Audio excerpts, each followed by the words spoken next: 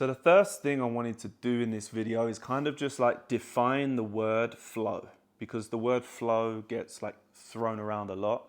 And I just think it's good that we're all on the same page of like what flow actually means.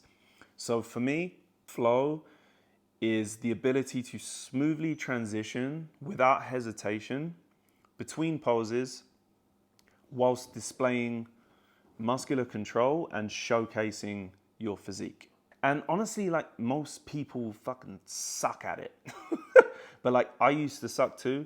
It used to be difficult for me to like break down a routine and just kind of do what some of these guys were doing. Like when I was watching like Kev Levroni or Sean Ray, I would try and it was all right, but not quite like what I had in mind. And it wasn't until I started like breaking down all of the individual pieces of like footwork and the leg positions that they were doing. When I started breaking it down and learning these as individual skills, I was then able to come back, piece it all together, and I was able to flow. And I've been teaching this for the last 9 years to people around the world and to great success. So this is what we're going to teach you today. So right now, if you've clicked on this video, chances are you could do with some improvements on your flow and you're not really sure probably where to start, which I don't blame you, because nobody has ever really said like, where do you start when I'm trying to like learn flow? You might feel a little bit like stiff and robotic in your movements. Somebody actually said to me once they felt like a walrus on dry land. You might be like confused, like looking at Instagram reels and TikTok reels, and you're not really able to like piece things together from 20-second videos. Today, we're gonna answer all of these questions, okay? We're gonna give to you today the flow print, which is a step-by-step system. We're gonna teach you everything as individual skills so you can come back and piece it together. But what you're really gonna be able to walk away with today, keep rolling, I'm not editing this out. What we're gonna walk away with today is you're gonna be able to watch a posing routine. You're going to be able to break it down into the fundamental skills based on what we teach you today. You're going to be able to identify those skills, practice them as individual elements, and then you're going to be able to put them together just like I did. So you're going to be able to flow to the highest level. Like, it is my strong belief that anybody can do this. I believe anybody with enough time and effort and practice that they can pose like Terence Ruffin, that they can pose like Lee Labrada, Francis Benfato, Sean Ray, Kev Levroni, whoever's your boy, you can pose like them if you put in enough time and effort and you have this map that we're about to give you today. Let me go through all the modules with you. I'm gonna read it off of the laptop because there's a lot of them. So we're gonna go through core positions, secondary leg positions, footwork, arm dynamics, hand expression, pace changing, common flow killers, finding your flow, analyzing posing routines, building your routine, practicing your routine, and performing your routine. Like, I swear to God, this will be the #1 flow course that has ever been made and ever will be made. Like,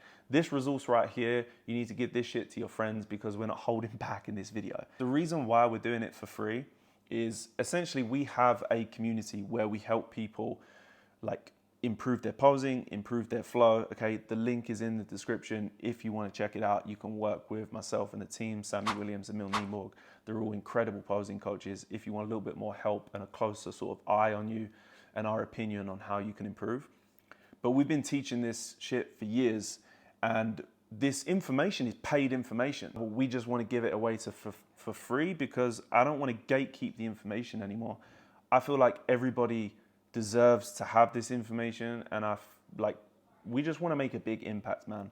Like, we have a real deep reason why. And the reason why is because when we go to shows, like myself and Sammy, for example, co-founder of the Posing University, we would go to shows and like it would kill our soul, man, when we see a physique that is not being displayed to its fullest potential. Because like I know from when I was young, I was like growing up watching Dragon Ball Z, just wanting to look like Goku.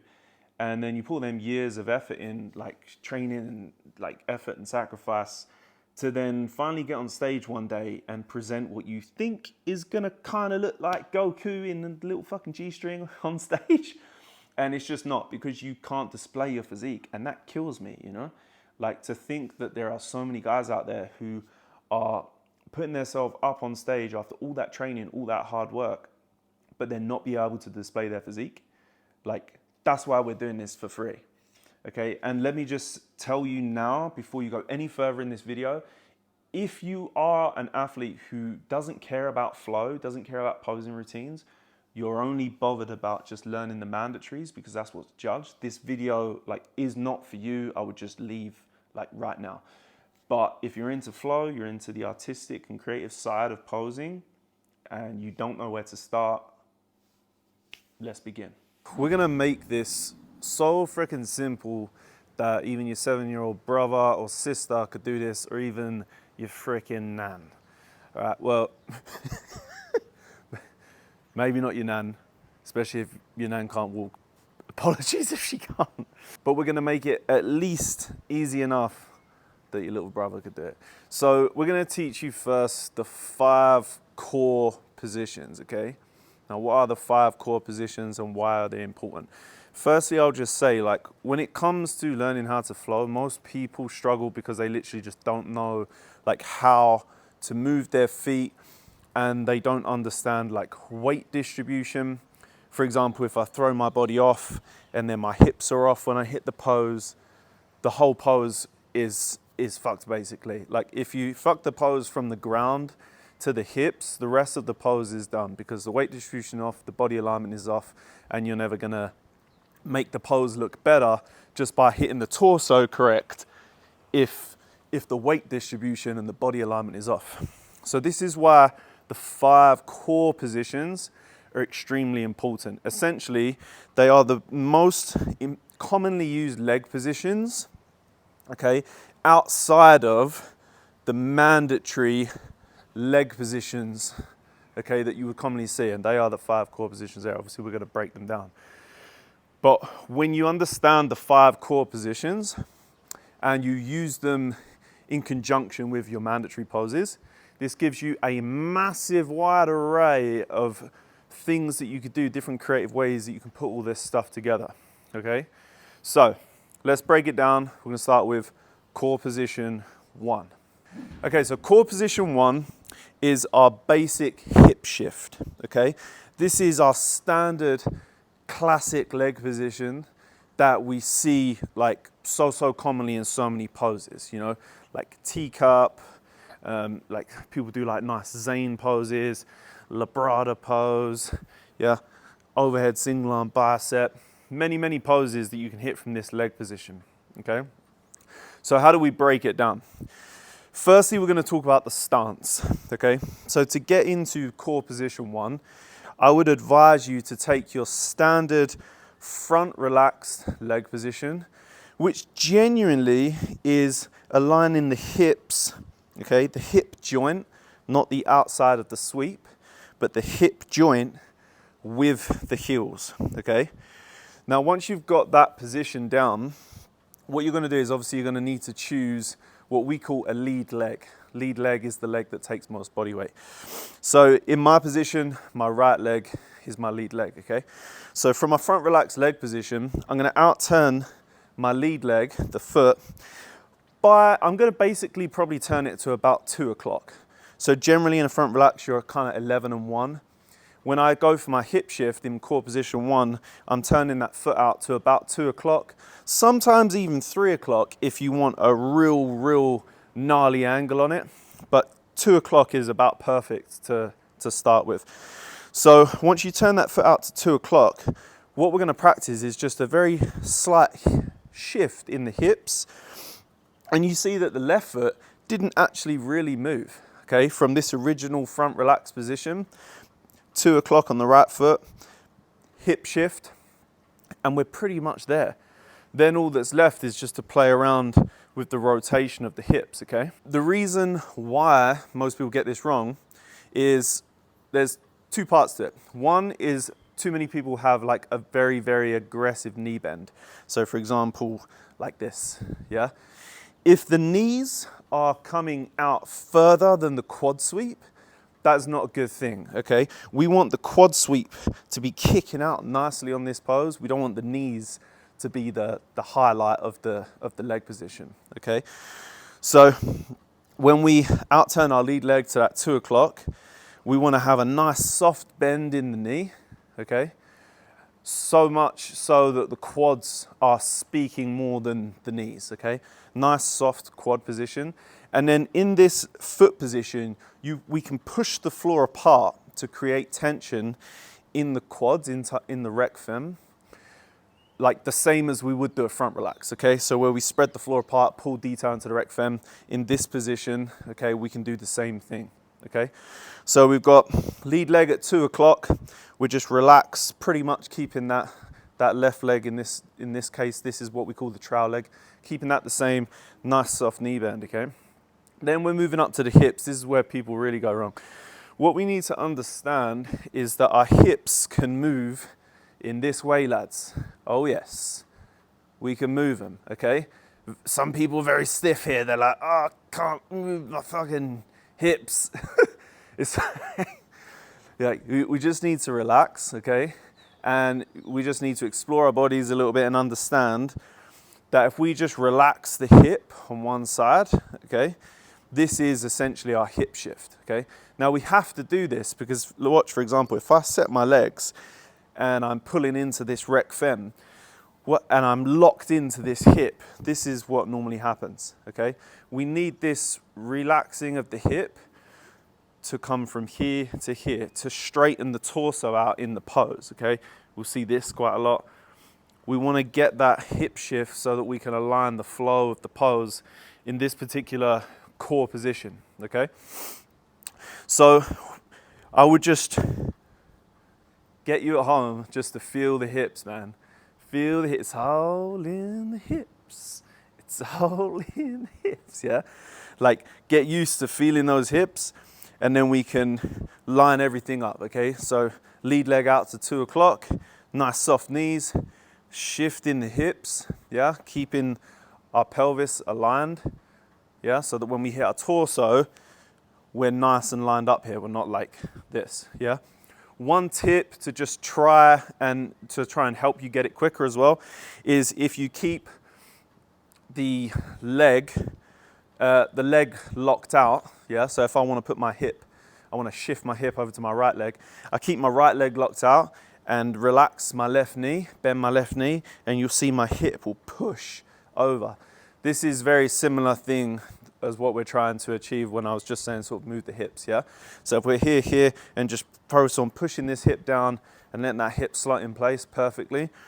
Now we've got a beautiful core position 1. And then we can make the angle a little bit more aggressive by just rotating the hips, okay, on its axis to take away a chunk of this waistline. So when we're here, I can just then twist the hips away from the judges. At this point, you can imagine drawing a box around you, okay? And you're trying to put the hips in that back right corner. So once we get our foot position, knees soft, okay, hip shift, and then shifting it into that back right corner, and we can get a nice core position 1 here, yeah? So what we now need to understand is that core position 1 can obviously be used left and right, okay? So we can use it this side and we can use it this side. Generally, you will have a favored side. Like I pretty much always do everything on my right side, but that's not to say that if you're very confident, you can practice core position 1 on the right leg and on the left leg. Good example is Terence Ruffin can do both, okay? He often uses his left though, I think. Another thing to take note is that things like classic side triceps, yeah, is core position 1, but just turned on its side a lot more, I can't hit it on this side, a lot more drastically, yeah? So in this case, the foot, let's say I use my left leg as the lead leg in this case, the foot would be either 3 o'clock or even like a little bit facing away from you, okay? It's still core position 1, but it's just a much more aggressive angle on the foot stance, okay? But it's still the same angle. So that hopefully gives you some ideas there of like how versatile this core position 1 is, okay? So now we understand it from the front. We also need to understand that we can hit core position 1 from the rear, okay? So core position 1 from the rear is very similar, except for the trailing leg. I'm going to show you from a side view angle. Core position 1, from a front shot, you'll see that the trailing leg is slightly in front, okay? So when I hit shots here, my left leg, trailing leg, is slightly in front, okay? Ever so slightly. When you do core position 1 from the rear, obviously we want to present the hamstring on the back. So basically we'll move that toe on that trailing leg, and we'll move it back so that it lines up with the heel of the lead leg, okay? So that way now, we're now presenting that hamstring back, but the hip position, the soft bend in the knees is the same, okay? So if I turn it to the rear, I'm gonna go 2 o'clock on the lead leg, on the foot, nice soft bend in the knees, shift my hip over, okay? And then I'm gonna drag that toe, the trailing leg, back. So I'm at the heel. So now I'm contracting into that hamstring, and I can hit like nice arches, yeah? Or I can hit nice poses here, or nice shots here. There's many different poses, again, we can use. But it's now understanding that core position 1 is actually 4 leg positions, okay?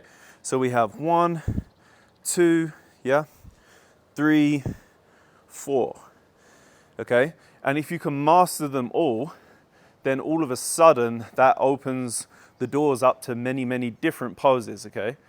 Because let's understand, guys, the premise throughout this whole freaking course is that understanding the core leg positions, okay, and all the footwork, it enables you to open up the doors to pretty much any routine in the world, okay? Because you've already got like 90% of the pose correct. Because once you have the body alignment, the foot positioning, okay, the knees and hips and everything's good.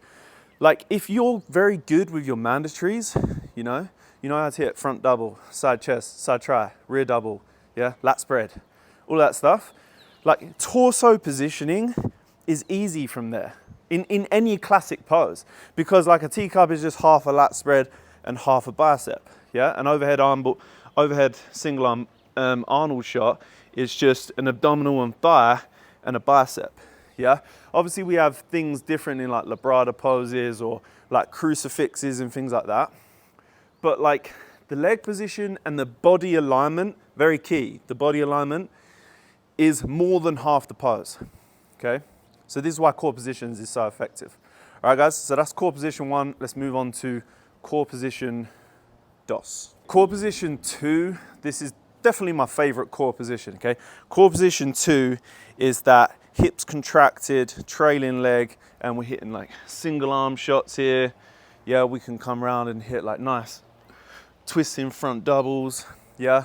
We can hit like side on shots here, yeah, like Ruff does. Lots of different poses that you can hit in this pose. You could even hit like a nice freaking like classic side chest here, yeah? Lots of different poses. So core position 2, again, is extremely versatile, okay? I'm gonna show you how to set it up. So this is a side facing core position. Now, when you set up for core position 2, the main thing to understand is that the obviously foot stance is obviously making sure you're perpendicular to the judges, okay? So if I'm here, my right foot in this example is going to be perpendicular to the judges, okay? I'm not facing you, I'm not facing away from you. I'm perfectly side on with that lead foot. Then when we come into positioning the hip and the knee, because we kind of have to talk about that first before the trailing leg position, we have to make sure that our body weight, okay, is centered over the foot. So we kind of want to align our head, hips, and our foot so that I could actually kind of just like stand on one leg here, okay? And then you'll see I have a nice soft bend in the knee. You don't want to have that knee locked out. Nice soft bend in the knee, okay? And then my hips are going to be contracted just a little bit, okay? So I'm just going to tuck my pelvis a touch and just contract into my glutes, because we want to make sure we're contracting everything in these core positions as well. Like if we learn these core positions like mandatory leg positions, then you will always have like certainty when you transition, okay? Because I know when I'm in this core position, I know what core position 2, for example, feels like on this side, and as I pivot, boom, I just land straight in that leg position, yeah? Boom, core position 1. I know the end goal, okay? Got distracted there, but it's a key thing to pick up. So once we've got our body weight situated over the lead leg and a nice soft right knee and our hips contracted in, all we need to do is just allow the toe, I like to go on my tippy toe, and just let that toe just settle down on the floor, and you're roughly gonna see that the knee of the trailing leg, which is my left leg in this case, is gonna roughly line up with the heel on my lead leg, okay? So here. And you'll be able to see, yeah, a sliver of quad on this lead leg if you do it right. So common mistakes is if this foot is too close to the lead leg, then I can't see this quad, I see this knee. That's wrong. The other way is obviously if it's too far back, yeah, doesn't look the same, can't even get into position. It actually stops your ability to rotate, because if my hips are in position where I need it, like trailing knee with the heel, that helps me rotate into the pose. If I pull that leg back, very, very difficult to rotate into that shot in particular, yeah? And then if it's also too far back and the hips back, and our hips are kind of central of the foot position, again, that just doesn't look right either, okay? So, and you're already starting to see I can hit core position 2 on both sides, okay? So I can hit it this side, and I can hit it this side, yeah? Very common one that Ruff likes to use, yeah? I speak to Ruff a lot because everybody loves Ruff, yeah? So, same thing on the left side, yeah? I've got head, hip, and foot alignment, a soft knee bend on the left leg, hips are slightly contracted, and then toe touching down, and I've got my knee roughly aligned with the heel of the left foot, and you can see a little bit of this quad, okay? And then we can start to pivot between the two, and I'll always be able to make sure I land, yeah, the perfect leg position as I'm hitting these poses, okay? We're gonna learn the pivot in the footwork section. Okay, so now we have core position 1, core position 2. Side note, core position 2 can also be hit in reverse. So I don't have to have the trailing leg back. I could have the lead leg forward, okay, hit a nice pose here, okay? So I could have the lead leg forward as well as this foot position. So how many do we have? We have 4. Core position 2 is 1, 2, 3, 4 leg positions, but it stems from the same fundamental core position, okay? So you see now that 2 core positions, 1 and 2, you actually have 8 leg positions to play with, okay? So that's core position 2. Let's move on to 3. So core position 3 is a little bit less common out of the 5 core positions, but still very, very fundamental because of the poses that are attached to it. Okay, so core position 3 is your twisting rear doubles, yeah? It's your Nike poses, yeah? It's whatever this fucking pose is called, yeah? Shaboom. You can also hit like twisting front doubles, old school Ed Corney style, yeah? Very, very uncommon, but a beautiful pose. So it's a little bit, it's not attached to as many poses, but we call it a core position because it's so commonly used, because people love, you know, the famous 3/4 back double bicep is the one that is most commonly used with. So to hit core position 3, our stance, we can actually use our rear double bicep as a kind of a good starting point, okay? But we need just to make sure that the trailing leg is coming back far enough. So basically, when we hit core position 3, I'm going to show you from a front angle, we actually have a wider hip width stance, maybe even slightly outside of hip width here, okay? And then when we're going to take that foot back, boom. So again, the trailing knee is way past the heel of the left foot, yeah? It doesn't want to be back like too far. This is obviously a problem because it kind of, again, just makes the pose look very awkward. We don't want it too close because then what happens is all the hips and the legs shoot forward and we kind of lose the X frame of the pose. Okay, so we want to have this foot back so the knee is like within a 6-inch distance of the heel on the lead leg, this leg, okay? And the reason why we have a nice wide base of stance from this angle is because when I come into a twisting rear double, if I don't have this wide base of stance, I'm going to lose a lot of balance, okay?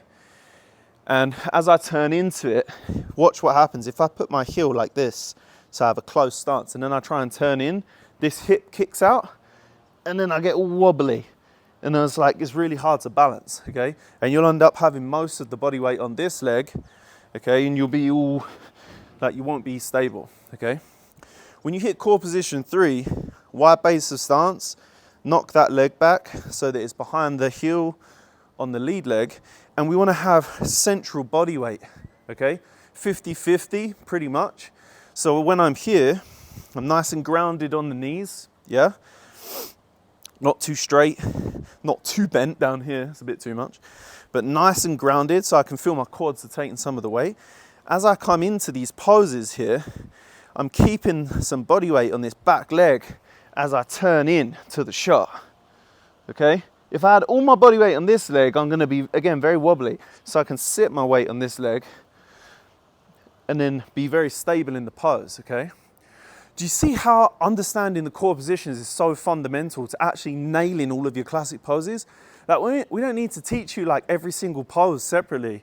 If we learn the core positions, we're learning more than 50%, way more than 50% of the pose. Because you're getting the foot positioning right, you're getting the body alignment right, and it's setting you up for success when you hit these poses, okay? So once you've got that down, foot position, stance, yeah, hips are probably slightly tucked, yeah, just slightly. You want to have your like dick forward a little bit, and then you're good to go. And again, we can hit it on the left side here, I can hit it on the right side, I can also swap it around, so I'm in this position, so the lead leg is facing you for like twisting front doubles, again on this side. Yeah, again, so you have 4 different leg positions there from core position 3. Like some of the most common mistakes is kind of things we've been from core position 2. It's like having this leg too far forward, having it too far back, and you can't rotate into the shot.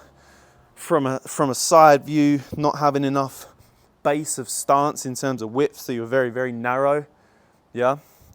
And then the other thing is like overly tucking the hips, so you're like, Hua! Yeah? We just need to tuck the pelvis and push the hips forward a little bit. We don't need to like overly tuck the hips, okay? So that is core position 3. So now we got 3 core positions, and if you start to think about it, okay, we can start to pose now. Boom, core position 2, boom, core position 3, boom, core position 2 again, yeah, boom, yeah. I don't hit my side tricep this side, but you get what I'm saying. We're starting to flow now, okay? Now think about if you just add in some mandatory leg positions as well. Boom, boom, I've got my lat spread. I already know my lat spread. Boom, single arm, boom, yeah, side chest. We can start throwing in our mandatories in with those core positions, and you're starting to link things together. Obviously the footwork is important, but that's coming in another module in however long, okay? So that's core position 3, let's go into 4. So core position 4 is our first core position. We only have 2 left. But our first core position that is based on the ground, okay? So core position 4 is our standard. I hope you guys are appreciative of this video because I'm basically doing this on fucking, what is essentially concrete next to a pool, and it's Baltic, freezing cold. So core position 4 is our classic 90-degree kneeling leg position, okay? So obviously again, like many different poses in this core position, okay? Core position 4, you got all the Bob Paris poses, everything like that, yeah? So essentially, this is probably the easiest core position for anyone to know. All you need to do is make sure that you're lining up the toe and getting it close to this knee, okay? So knee to toe, okay? As long as you've got that, and then your hips are tucked, and you should feel a nice stretch go through this quad, okay, if you do it correctly. So knee to toe, contract the hips, boom, and now I feel a nice stretch through here. Yeah, that tells me that I've got the core position correctly. Or you might not feel stretch, it's probably just because I'm old and not flexible enough. But I feel stretch through this quad, right through that hip flexor. Okay, and you want to keep spiked up on that calf. I mean, you can drop it and like hit it here, but I always feel like it's nice when you spike up on that calf and you get this nice 90-90 look, yeah, on the leg position. Okay, so we can hit, obviously, core position 4 on, this is my right side. I can obviously hit core position 4 on my left side, okay? And then I can obviously swap it around again and I could hit core position 4 here, yeah? Like this is like the thinker pose, yeah? I could still hit twisting rear doubles here, anything, could hit a nice side chest here. And then again on this side, so we have the lead leg facing you, okay? Spiked up on the calf, toe is close to the knee, and then like that's it, it's pretty easy. Just make sure you're thrusting the hips forward, boom, into the shot, okay? So common mistakes, toe being too far out, yeah? Very rare will the toe be too far back, but having the toe too far out, having like this is very common. So people hit core position 4 like this, yeah? Heel is out here, foot is flat on the floor, toe is up, yeah? And they're like, very common. This looks absolutely fucking shit, okay? So what you want to make sure is that trailing foot is flat to the floor, toe is pulled up to the knee, spiked up on the calf, and then hips contracted, boom. That's core position 4, yeah? So make sure that we're not heel down somewhere out in fucking no man's land, pull that shit back, okay? It doesn't have to be right in line with the knee, but you want to be like somewhere in the vicinity, and then spiked up on the calf, and then make sure that you don't have that on the back foot because it just looks messy, basically, yeah? The other big thing that people will get wrong is just really not tucking the hips and thrusting the hips forward enough in the pose, okay? I want to give you a top tip how to actually get down to this pose. Dropping down into core position 4, essentially what you want to try to do is take the body weight on the lead leg whilst keeping the hips contracted and pushing through. So if I drop down, boom, in core position 4 here, this is my lead leg because it's taking most of the body weight, and I'm going to keep my hips thrusting forward. So as I drop down, boom, weight is here, hips are tucked, I drop that toe, and then as I contract down, I spike up on the calf, boom, and then I land perfectly in the shot. So if I come up, boom, boom, hips are tucked on the way down, yeah, I spike the calf up, and then to stand up, it's obviously the exact reverse, okay? If you're struggling to get up from this position, you can drop the heel down. It's okay if the hips kick back a bit. Ideally, they wouldn't. Ideally, you would just push up off the toe and lean back with your head. So if I wanted to tie a few poses together, say for example, a core position 4 pose here, and I wanted to pop up, boom, throw your head back and push back off the toe, boom, and then core position 2, yeah?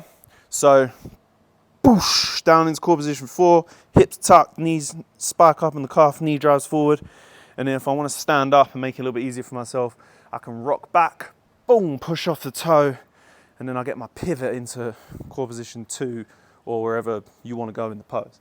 Okay, I could just stand straight, boom, into core position 2, yeah? Boom, 270, core position 1 from reverse.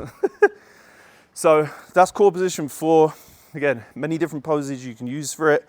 Hopefully that gives you some tips on how to stand up from the pose and also get down into the pose.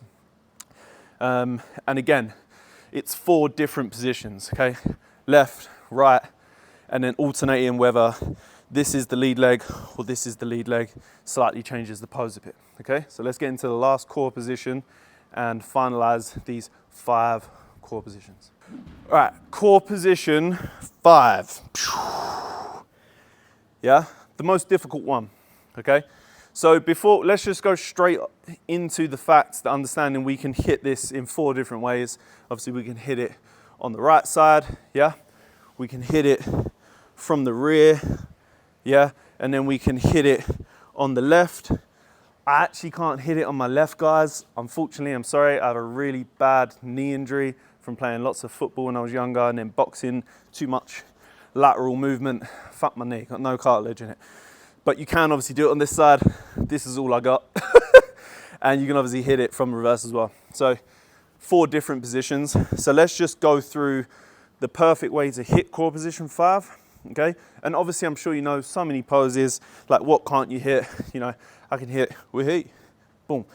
You know, front double, lat spread, boom, boom, boom. A million poses you can hit from core position 5, yeah? But again, it's like when you see most people hit the shot, if they can hit a front double, but then when they hit core position 5 and the pose looks like this, it's not that they can't hit front double, it's that the leg position is off, okay? So this is why it's so important. I just want to reiterate, core positions, like learn your core positions as fundamental like skills, just like you would practice your front relaxed or your side chest, yeah, or your rear double, boom. Practice your core positions just as much as that. And then we're going to learn to link all of these together. You're going to have unlimitless possibilities of how many posing routines you could do just with knowing your mandatories and your core positions, okay? Not to mention everything else we're about to show you. So yeah, just wanted to throw that in. So, core position 5. Whew. Getting out of breath, lads. To get into this pose, this is how we teach it. I'm gonna risk my life by the pool here. So the first thing you wanna do is have your heels underneath your hips, heels underneath hips. And I'm gonna squat down and allow my heels to lift up naturally. There, yeah? So I have a natural lift in the heel now. I'm not spiking up on purpose, but I have a natural lift in the heel. And I'm just sitting in that deep squat position, okay? Most people will be able to get in this leg position, unless you have a knee injury. I feel you on that, yeah? This is hurting my left knee a little bit right now. So once you're in this position, all we're gonna do is I'm gonna pivot, okay? So I'm gonna put my hands on the floor like a frog, and I'm gonna take that same leg position, and I'm just gonna turn it just a little bit, yeah? Not even 45 degrees, but just a little bit. So I'm now not facing you, I'm just slightly facing away from you, because I'm gonna use this knee to do core position 5. Then I'm gonna plug my hand on the inside of my knee, boom, yeah? So that I've locked that knee out just to practice, yeah? Might just have it on 5 fingertips on the floor. Now, I'm gonna keep the hip over the heel, very, very important. And then as I slide out the toe, okay, and then I can come back and center myself here, and now I'm in core position 5. But to finish, I need to raise up on the pose. So I can't be completely relaxed in this hip. This is where most people go wrong. Like, this is the #1 common error with core position 5. They sit completely on the hip, which means they can't tuck their hips. So essentially their hips are rotated backwards. Then we can't get thoracic extension into the pose. Then if we hit front double bicep as a basic example, we look like this, okay? So how do we fix this? You have to take the weight on the quad.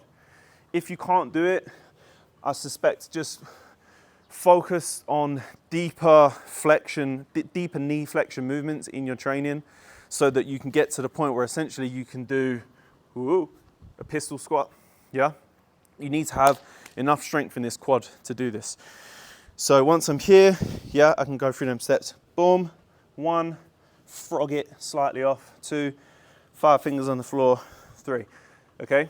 Now what we're gonna do is raise up, whoop, yeah, sorry, raise up, boom, and then tuck my hips, oosh.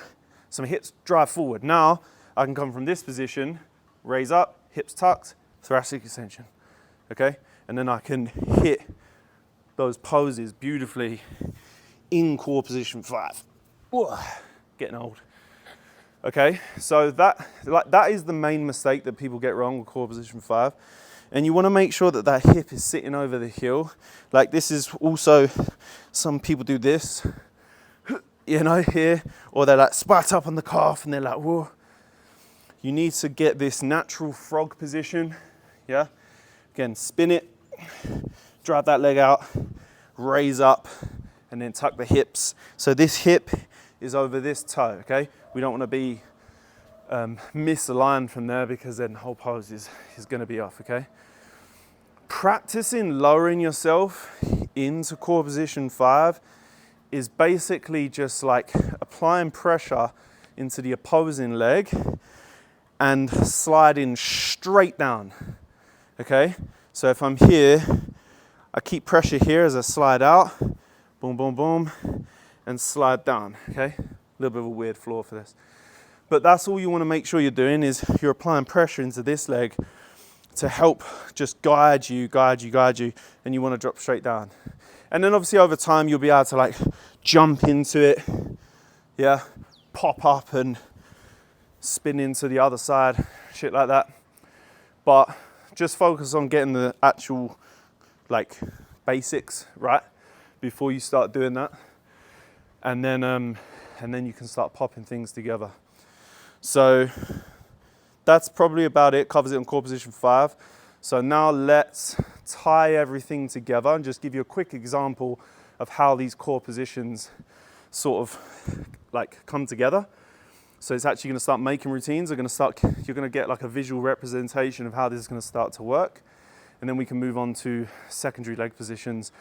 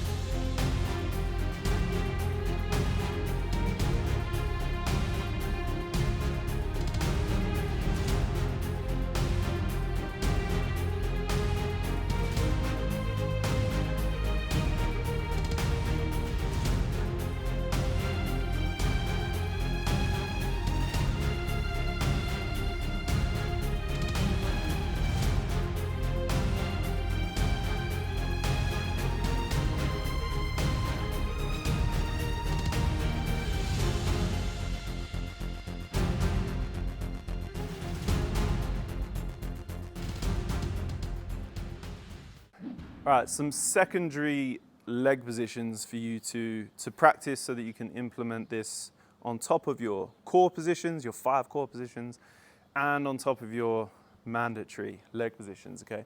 By the time you've learned these secondary leg positions as well, honestly guys, like there's probably about like 95% of like any posing routine is on the cards for you to learn, because there's not much outside of this when we add these 4 secondary leg positions.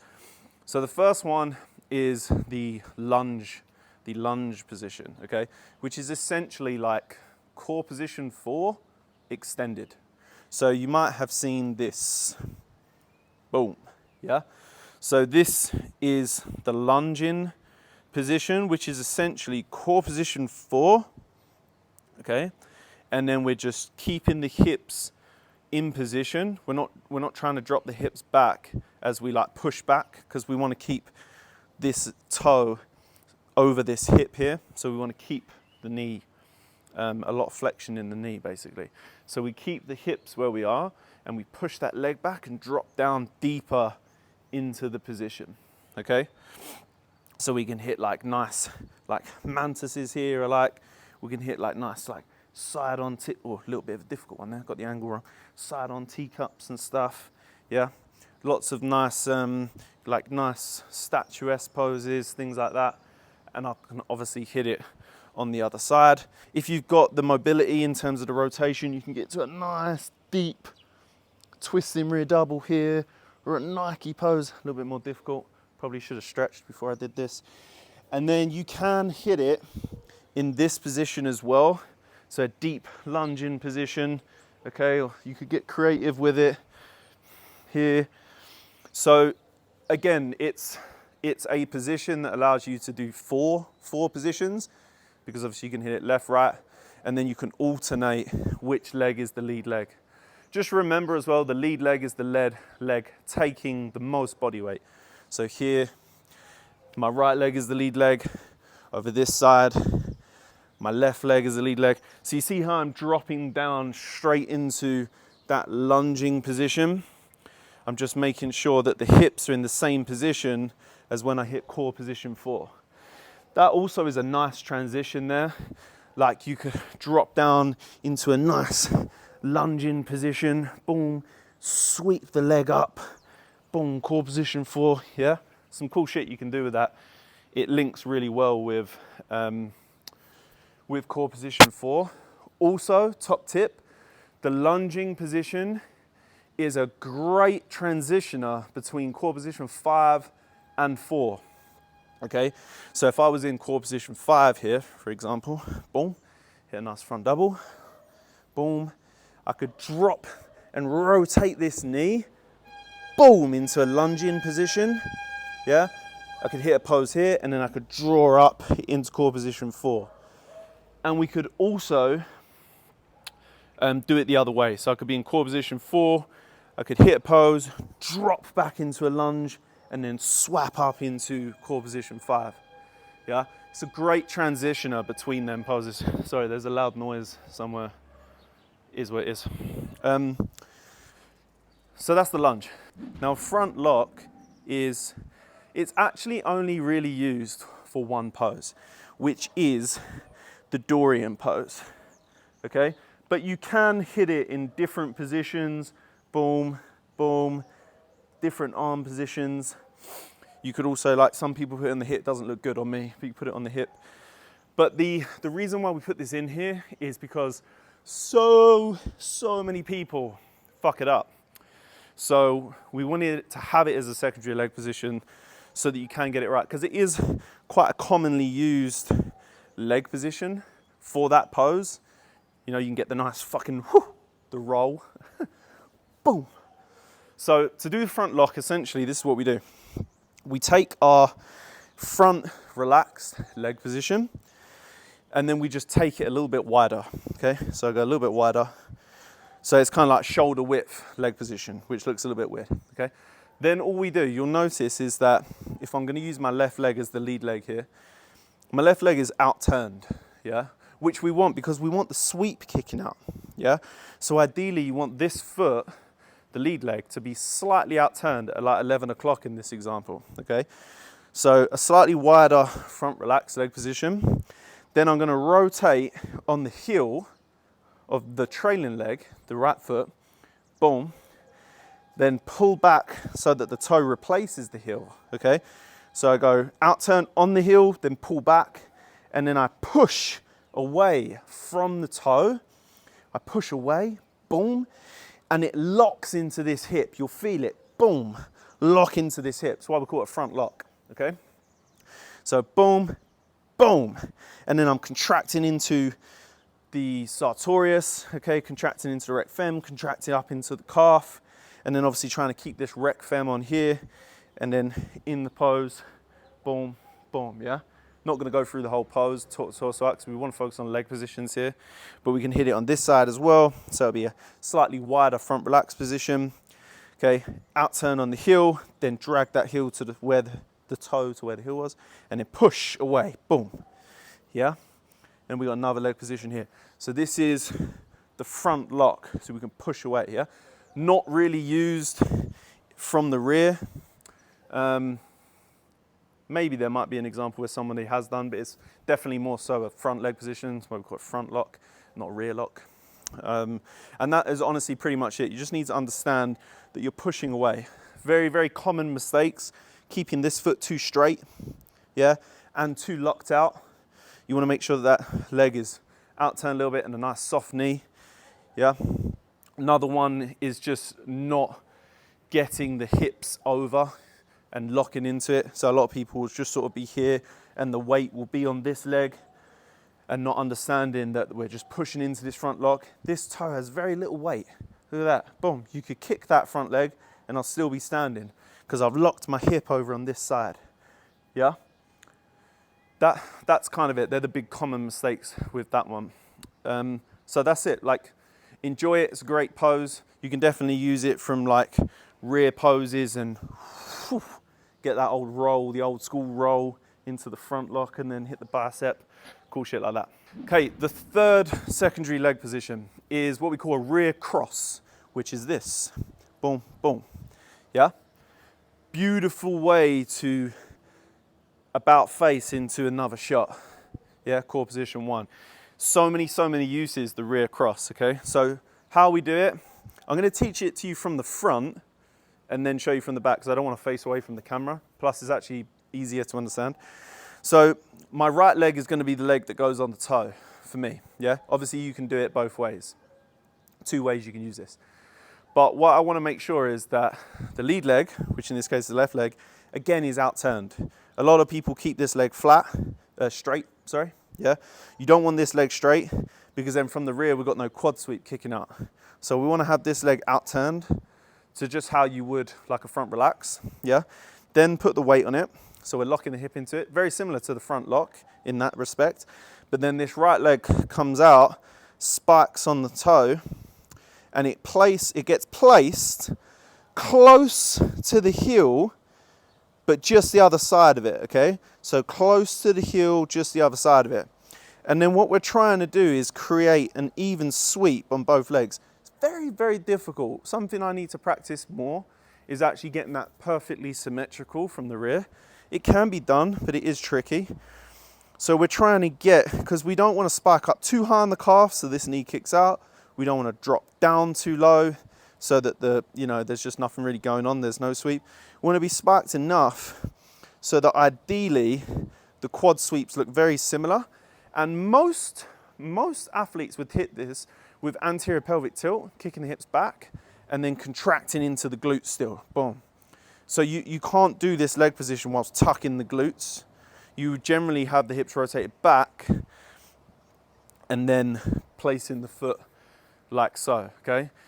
Common mistakes from a side angle, people will have the foot all the way back here, wants to be close to the heel, okay? Another common mistake is people not bringing it across too much, so they're like here, or they're all the way over here, yeah? It's literally right by that heel, guys, right by the heel. So outturned left leg, soft knee bend, over on the hip, boom, yeah? And then we can hit lat spreads, boom, you can hit like a rear double, and then we got a great easy way to turn 270 spin into other poses there, okay? So that's the rear cross. Okay, last secondary leg position, something that pains me because I have bad knees. It is the Icarus or Icarus leg position. Starting to become more common now. We call it a kneeling lunge in terms of just the leg position. So you're basically getting right down there, okay? And then you can come up and hit lots of cool poses here. Now, this pose, you basically just have to have enough flexibility and enough mobility to allow your hips to sink into the pose, okay? To be honest, I'll be straight up, there's no real massive technique to getting into this. You literally just have to sit on the shin and then sit back into it. You will just naturally fall into the leg position. But it's this tightness in the hip here. Honestly, I have it. That tightness in the leg, in the hip there, if we can work on hip mobility, okay, it's gonna allow that hip to sink in and allow you to hit the pose better. So honestly, it's not a common one that I use. It's very new school.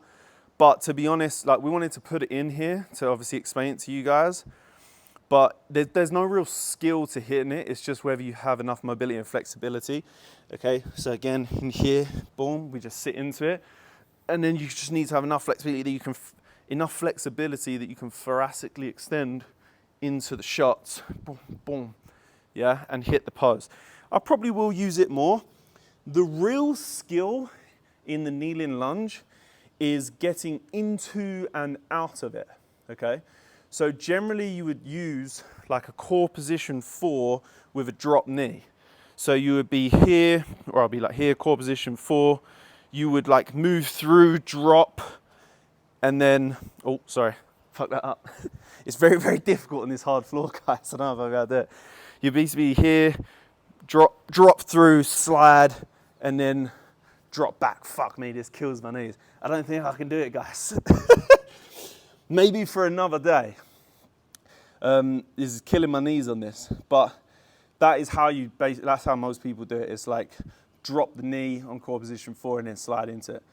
But we wanted to throw it in there. It's definitely something for the new school dudes. I think I need to work on it more myself and try and improve that one. But it is a cool leg position. Again, we call it the kneeling lunge. You can hit it both sides. I've seen some people hit it from the rear. I don't think it's as nice from the rear. But it can work, it can work. But yeah, definitely something to think about. But let's get into the juicy stuff now, which is the footwork, which ties everything together that we've already been through so far. Footwork.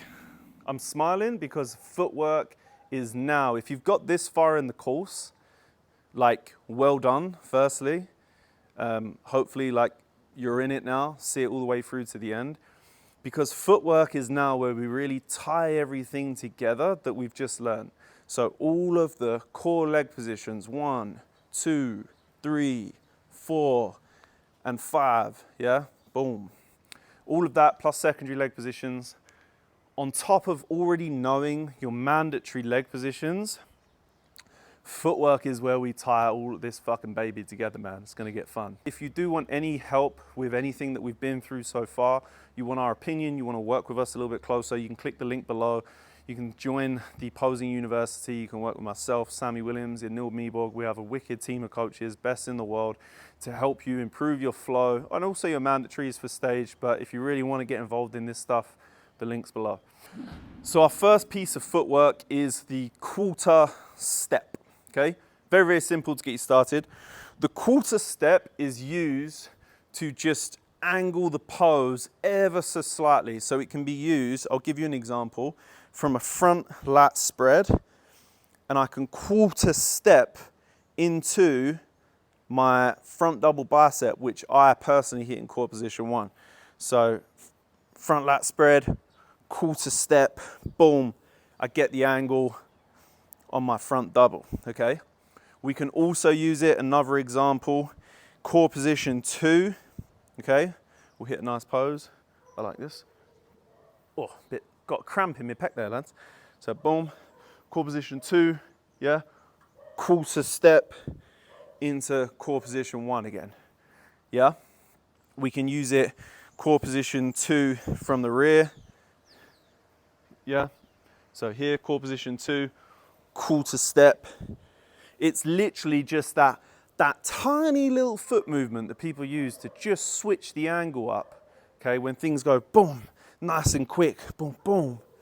Yeah, that little quarter step is really, really handy. It's very, very simple to do. So from a front facing leg position to do your quarter step, we literally just need to pick up the right foot in this case, because the right foot is the foot for me that is gonna be dictating the angle. We pick the right foot up, angle it at where we need. We pick the left foot up and put it straight into position. This seems very simple, but we're starting you slow. It gets more difficult than this, okay? So right foot up and then plants down in the same foot position, and then the left foot into the trailing leg position, okay? It's just once more, we could do it on the left side. If I was hitting my core position 1 on this side, we will quarter step it. So foot up, place it down, trailing leg up, boom, place it down. Example from a core position 2 pose, okay? It would be starting with the trailing leg. Because we have more body weight on this right leg, we can't pick the foot up, so we have to start with the left foot. So we pick the left foot up, boom, place it down, transition the weight to it, pick the right foot up, place it down, boom, okay? So in full speed, it's boom, boom, yeah? Boom, boom, quarter step, boom, boom, quarter step, yeah? Boom, boom, quarter step, boom, boom, quarter step. Okay, so we can just use this tiny, tiny little piece of footwork to easily maneuver between poses. Boom, yeah, boom, boom. Oh no, that was a switch. That was a switch. That's for later, okay? But quarter step, really handy piece of footwork, just used to ever so slightly change the angle of the pose, okay? One really cool one, quickly, we can use it for the old Lavroni most muscular. So if you're in a front pose, he used to do this, be boom, front lat spread, quarter step, boom, boom, drop the foot back, boom, most muscular, yeah? So there is uses for it. An easy one, so let's move on to some of the more difficult ones. Okay, so next one is a half step, which is a 90-degree turn. Quarter step's 45, this is a 90-degree turn. Still pretty simple, but we're getting harder. Okay, so a half step is literally placing the toe, okay, so I want to move to my right. I'm going to replace my toe on the right foot with the heel on the right foot.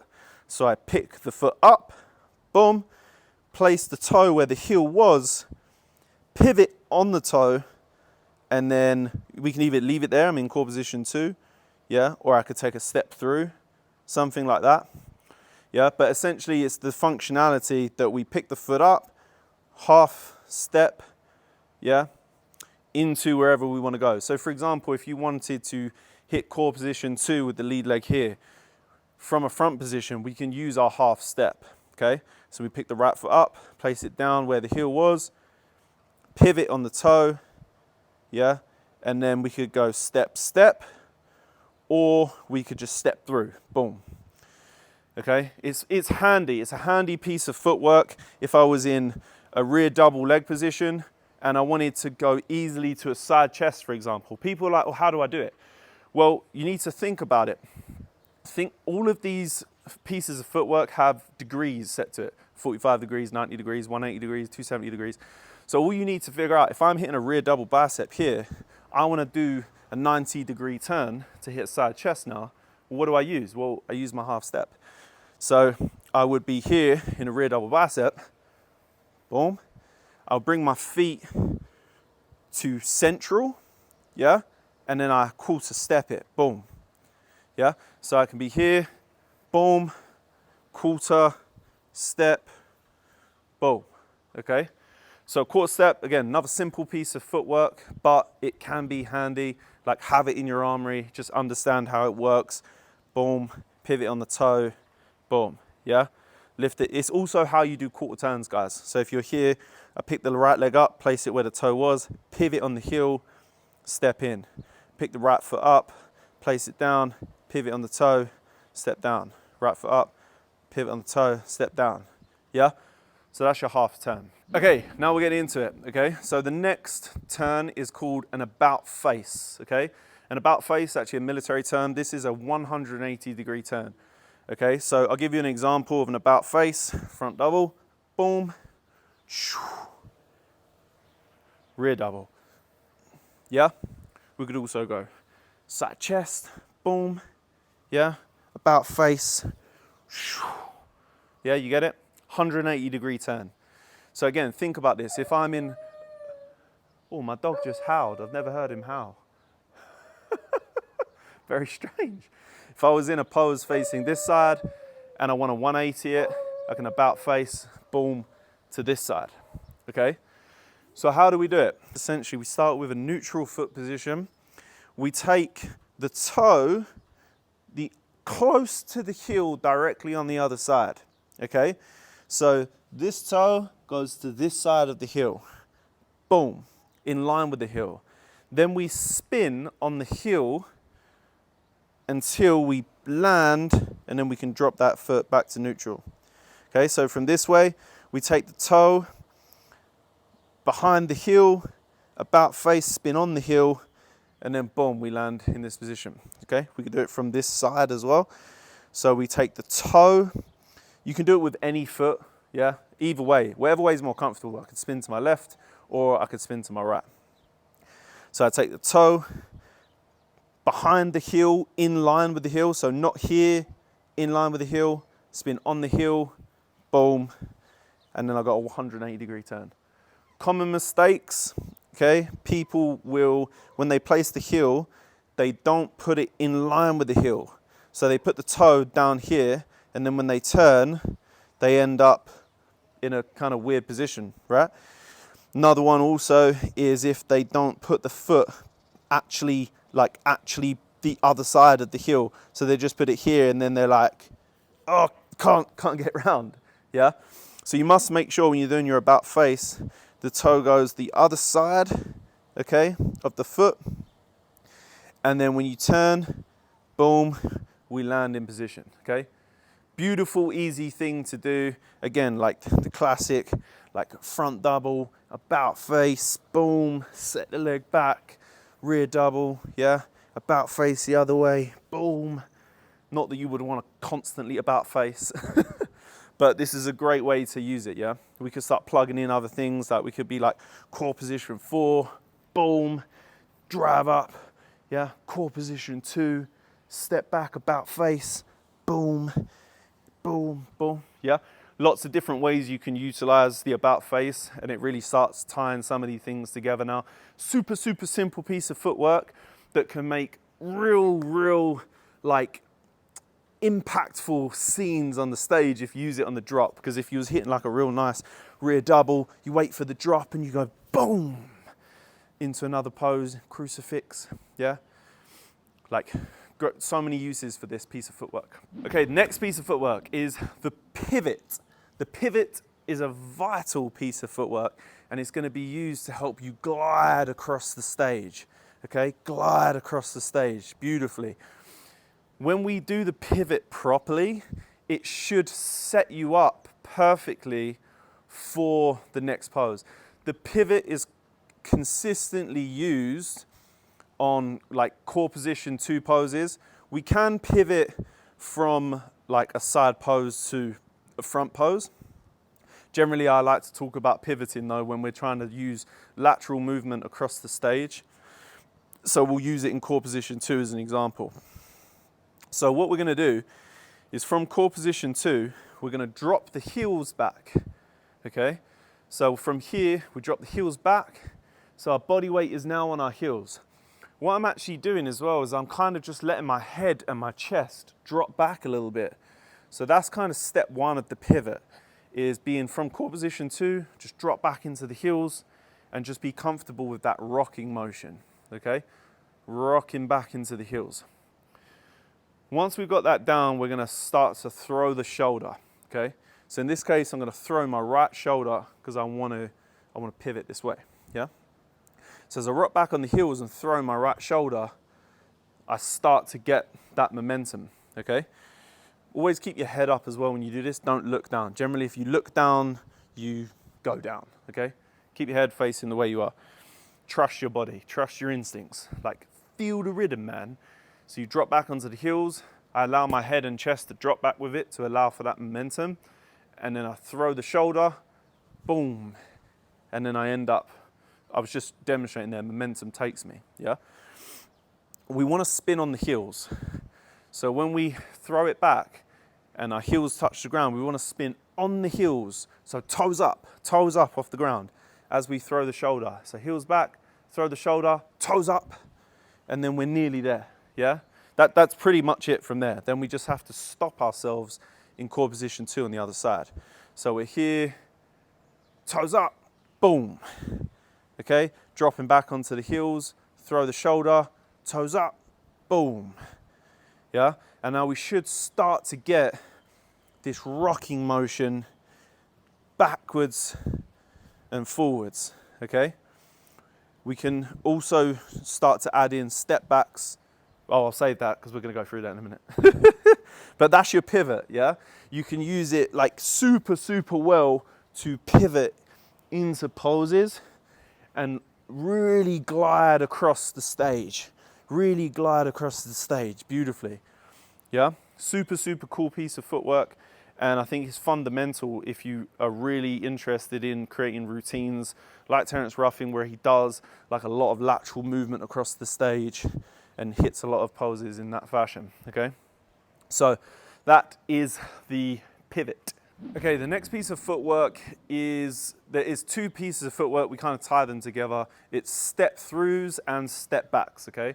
This ties in with the pivot really nicely. A step through and a step back, guys, really is just taking a step forward or back. But it's just understanding that we need to land in that correct position of core position 2 or core position 3 or 4, which is generally where we're going to use these step backs, because it aligns with poses that are being hit from the side, which is 2, 3, and 4 in terms of core positions. Obviously, you can use it for anything else on the side, like side leg positions or anything like that. So a step through it really is just taking a step, okay? It's a pivot, and then we can step back or we can step through, okay? When we take a step through, which is essentially, so example, boom, step through, boom, yeah? When we step through, we want to make sure that our hips stay positioned over that heel. So we keep that body alignment in terms of head, hips, and foot, head, hips, and heel, Triple H, yeah? We want to make sure that if we hit a pose here, boom, and then we want to step through, we keep that, boom, body alignment. If I pivot, boom, body alignment, step through, boom, body alignment. If I step back, boom, I keep the hip position here. Step backs are a little bit more tricky, because if I'm here, yeah, and I want to step back into this position, I have to make sure that my weight stays on the right leg. I don't want momentum to take me back here. I have to keep the body weight over the heel, okay? So you'll see this a lot, again, with Terence Ruffin. You see it with a lot of people, to be honest. Step throughs and step backs, yeah?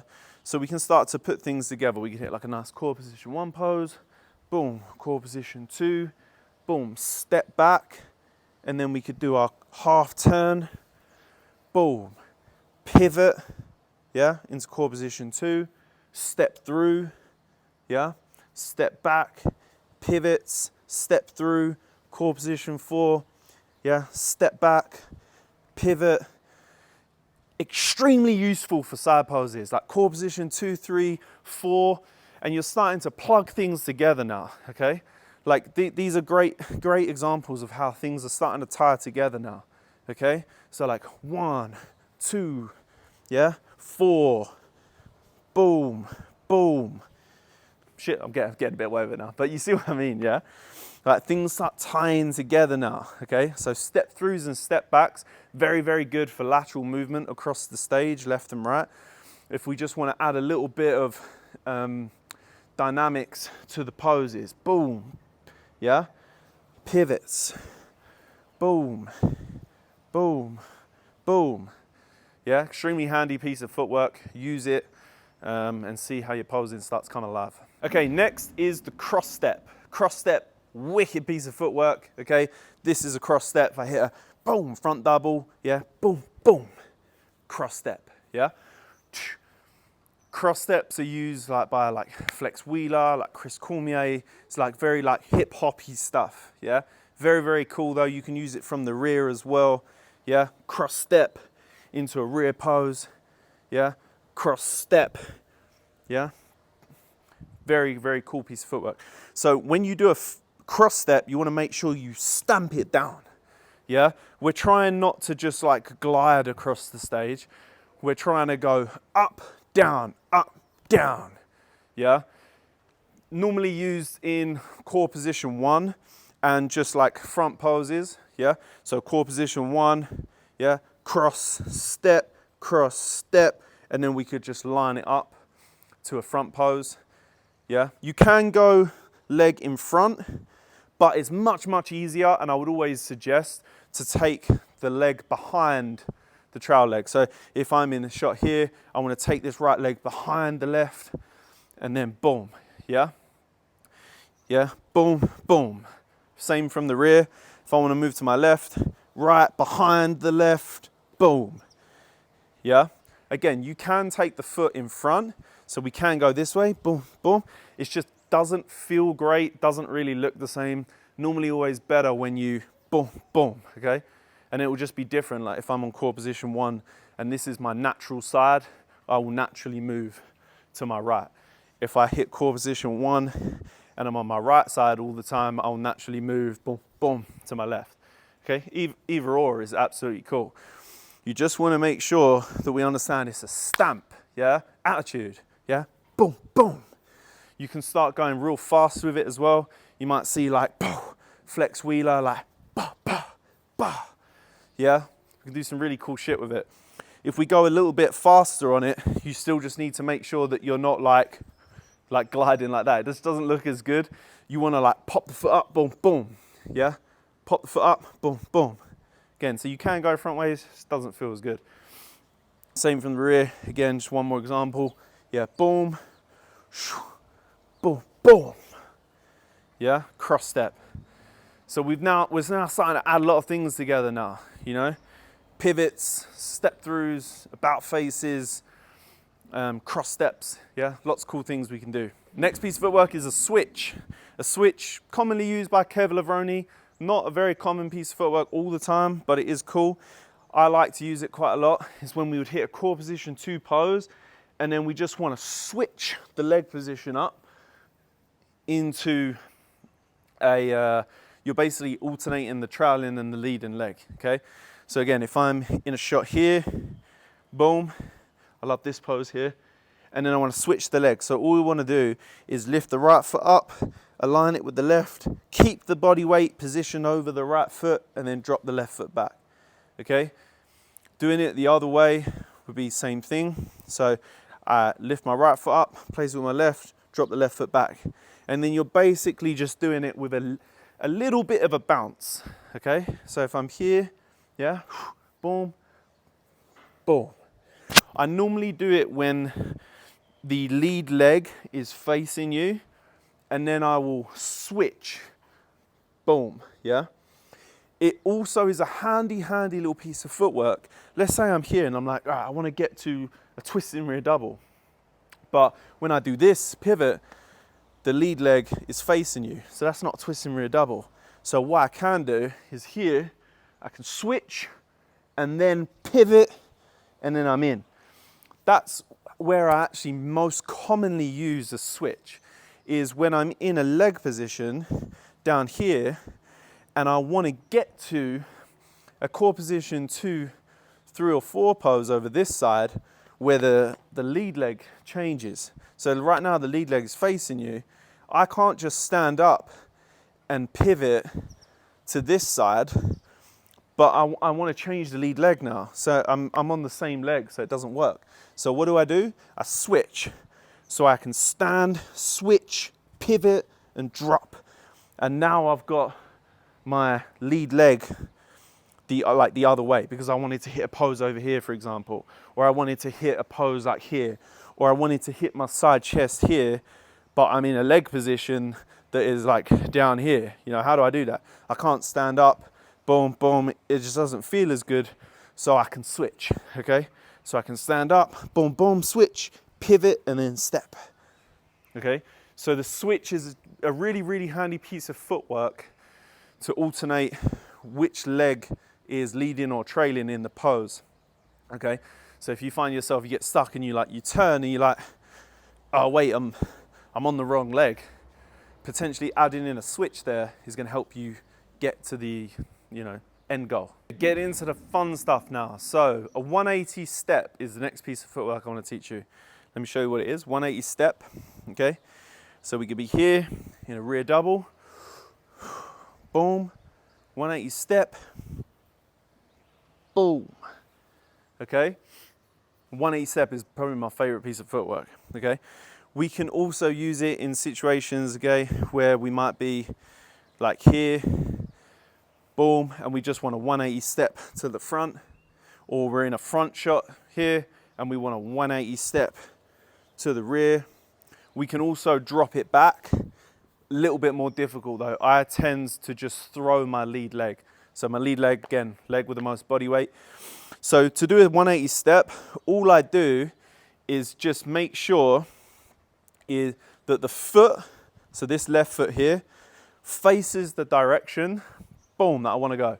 So I want to go from a front shot to a rear pose, okay?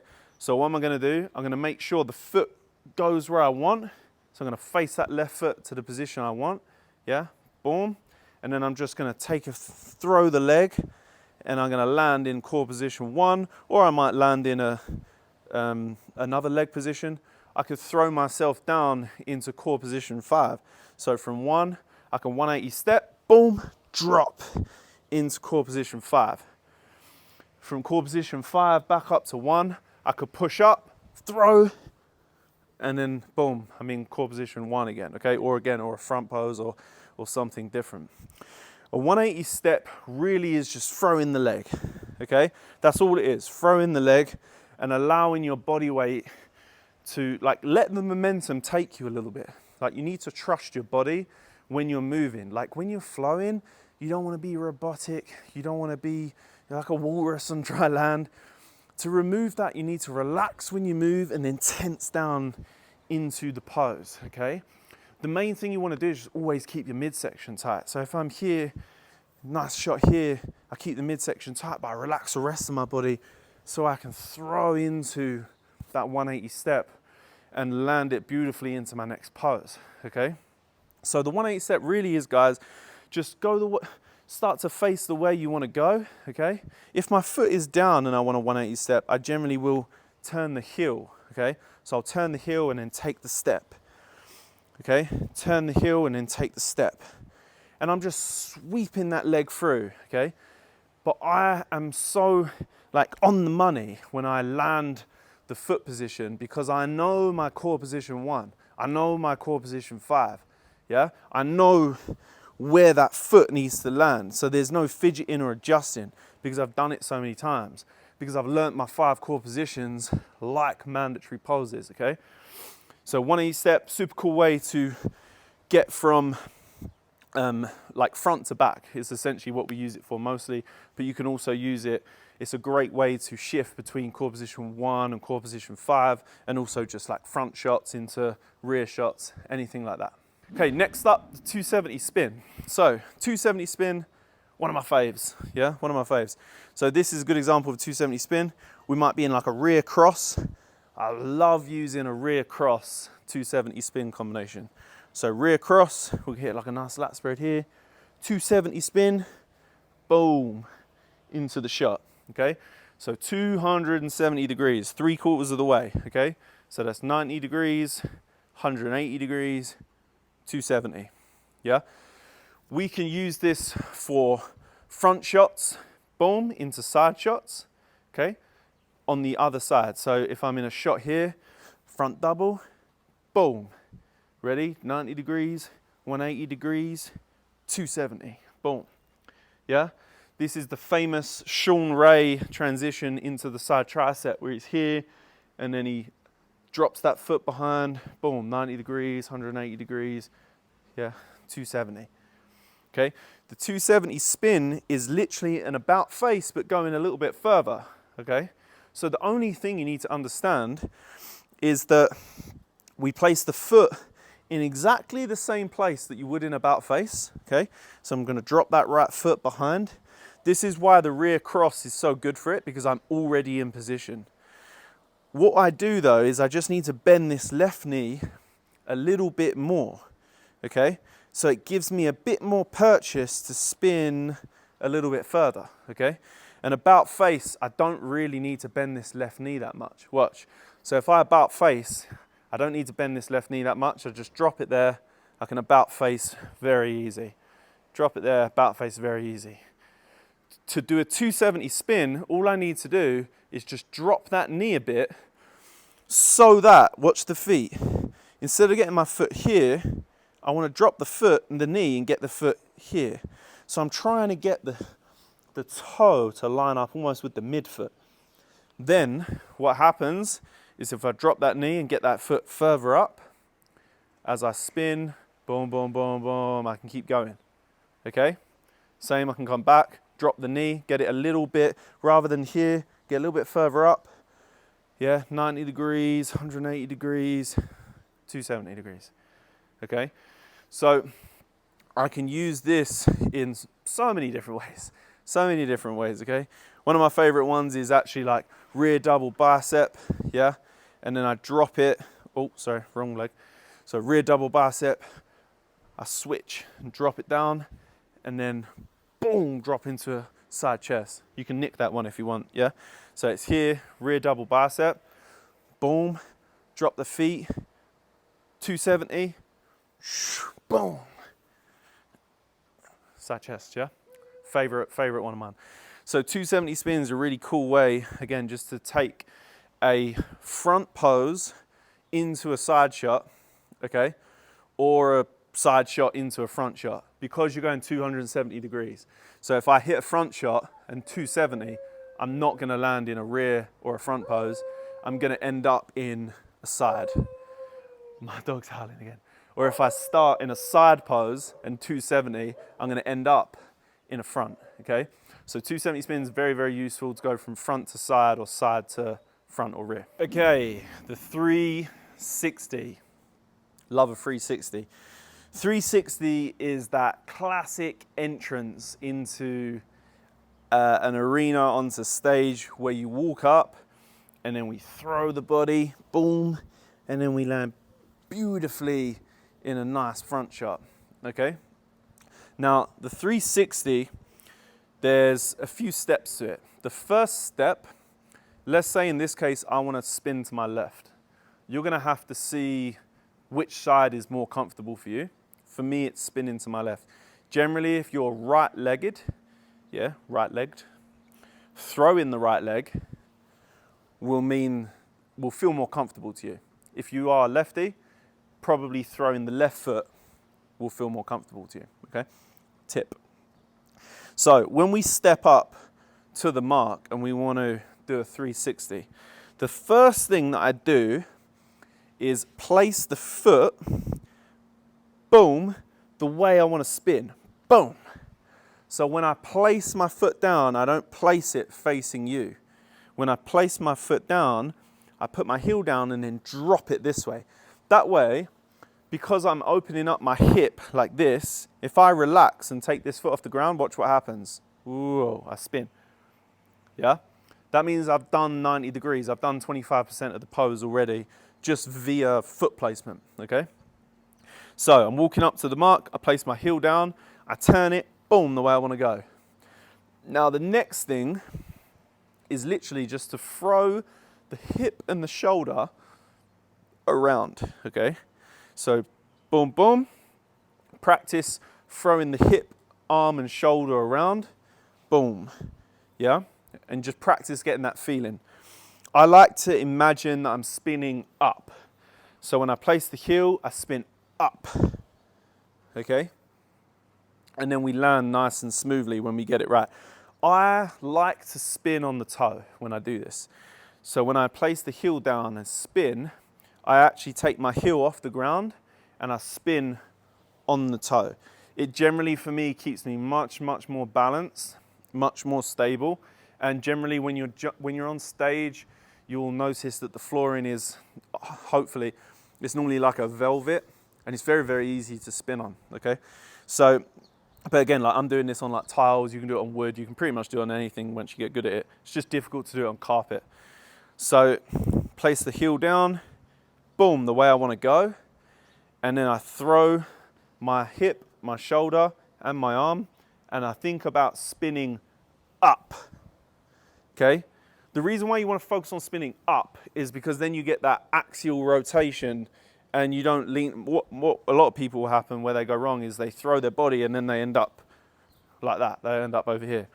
So they come in, they want to spin, and they go, whoa, oh, wait a minute, I'm not on the same spot. To get a perfect 360, you want to spin up and spin, boom, right on the same like place as you started, okay? You want to finish on the same place as you started. So it's important to focus on spinning up, and you throw the right shoulder and the right hip, boom, and the leg will just carry you the rest of the way around, okay?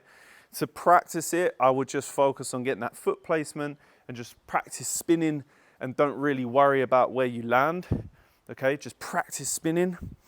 And then soon enough, you'll end up being able to land in like a core position 1, okay? Or a front pose. You could even do this and land in a side if you want. It wouldn't technically be a 360, but like I could throw and like land in a side pose if I wanted to.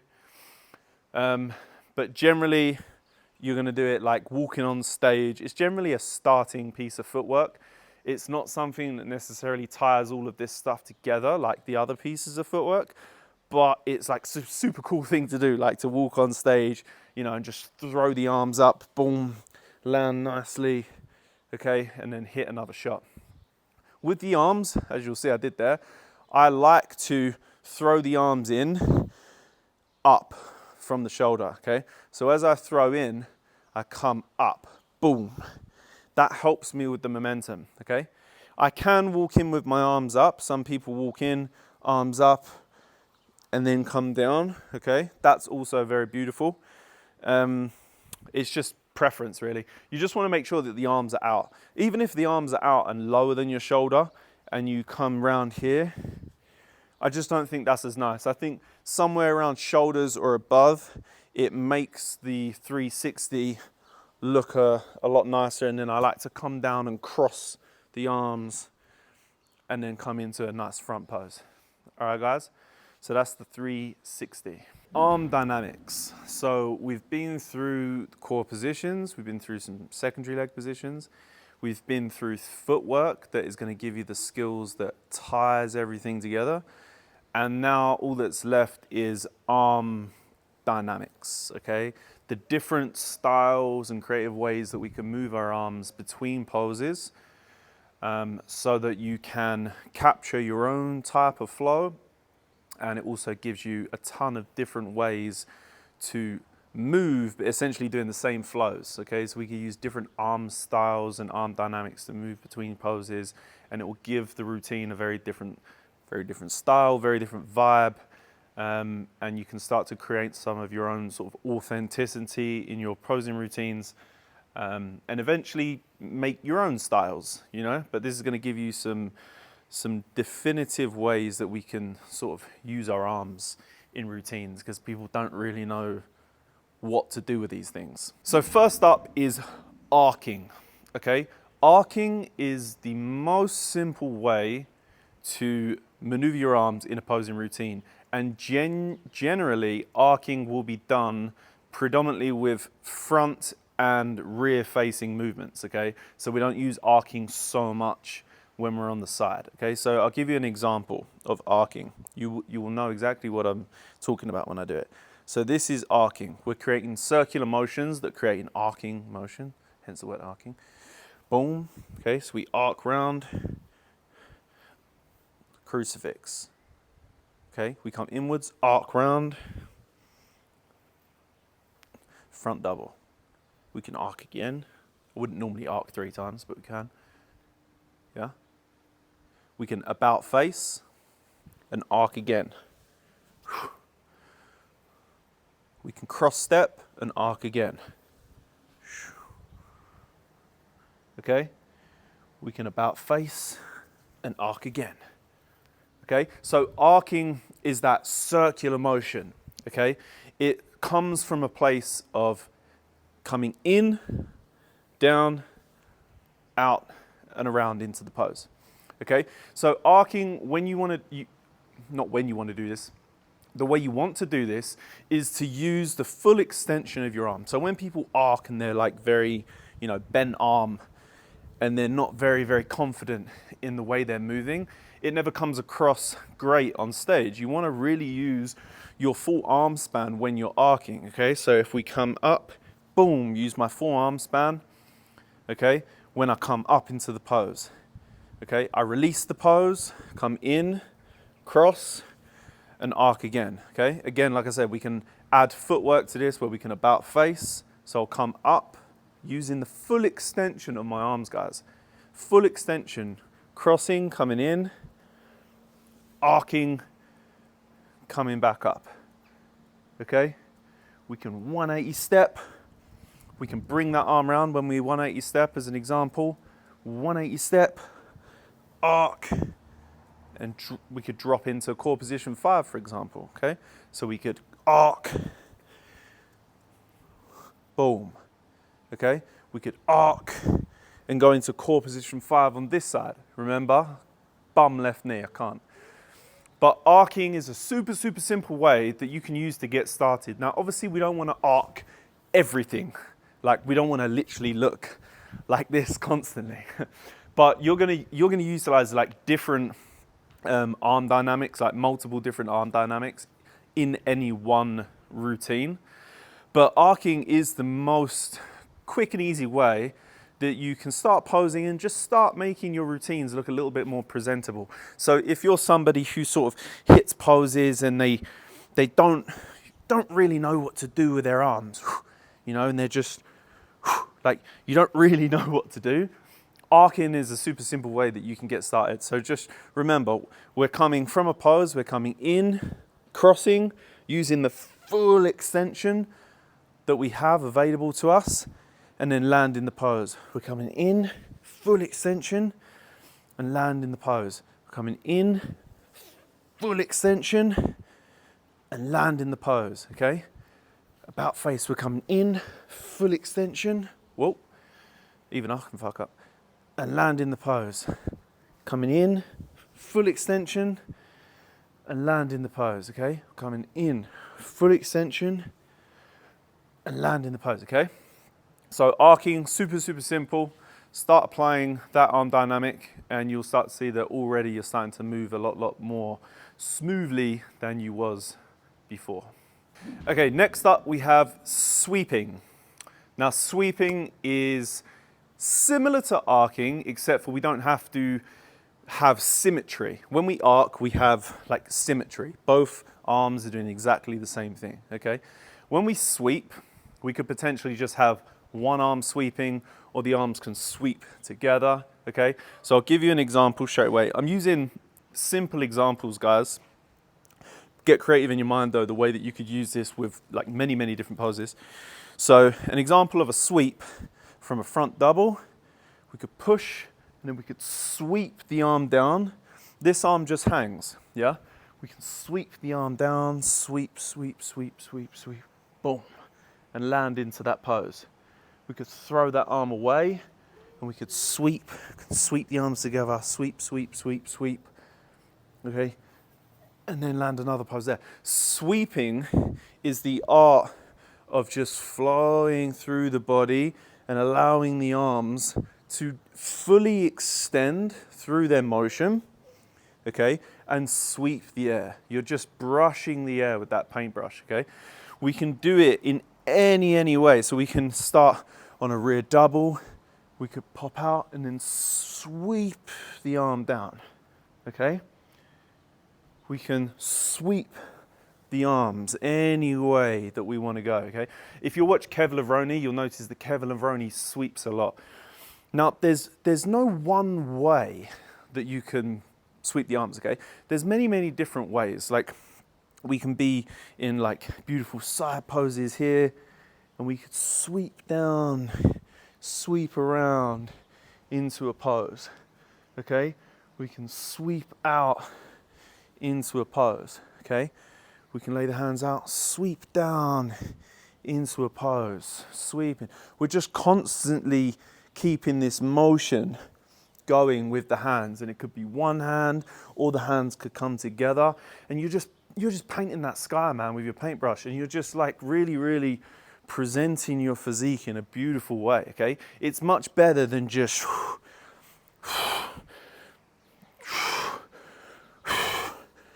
you know? Like that's what most people look like when they pose. So sweeping is the art of just constant flow. It's like Tai Chi, okay? We can have two hands sweeping together, okay? They can sweep all the way around in circles. We can sweep one hand into a pose. We can glide up and down. Anywhere you want to go is absolutely available to you when we're sweeping, okay? So utilize sweeping, get into it. Just remember that it's the art of extending fully and then having nice loose fingers and painting, okay, the air and space around you. Okay, our arms can come up, okay? We have this pro tip right here. I'm gonna teach you what we call a helicopter, which we use sweeping for this, okay? And we use core position 2 and a pivot. So we go core position 2, pivot into core position 2. And I use symmetry of poses here. So we come up, boom, we throw the arm away, sweep down, and we sweep this arm up. And then as we pivot, we swap the arms and we sweep up. We call this the helicopter. Yeah? Boom, boom. So you don't just have to sweep low. Yeah? We can come up and sweep high as well. Okay? We can sweep anywhere we want to go. I know this is coming across like I'm an absolute fucking whack job here, but this is the only way we can really definitively teach you like how different arm dynamics work, okay? Other than giving you tons of examples and drills to follow, like specific poses, specific core positions, specific pieces of footwork, which we actually do inside the Posing University. So if you want some like actual drills for you to work all of this stuff, you can click on the link below. But it's the main thing you need to know is like what is available to you and how you actually do it. Again, it's just full extension of the arms, nice loose hands, sweeping through, sweeping back. Yeah, nice Kev Lavroni, sweeping through. Just all day sweeping, baby. I need a fucking broom. All right, next up we have fading, okay?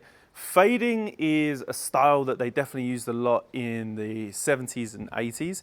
And fading is this. Fading is going from one pose to the next pose using the most efficient, quickest way to get to that pose when I'm talking about arms. So for example, if I'm here in a front double bicep, to go to my side chest, I just need to bring the arms here and I just need to get into the side chest, okay?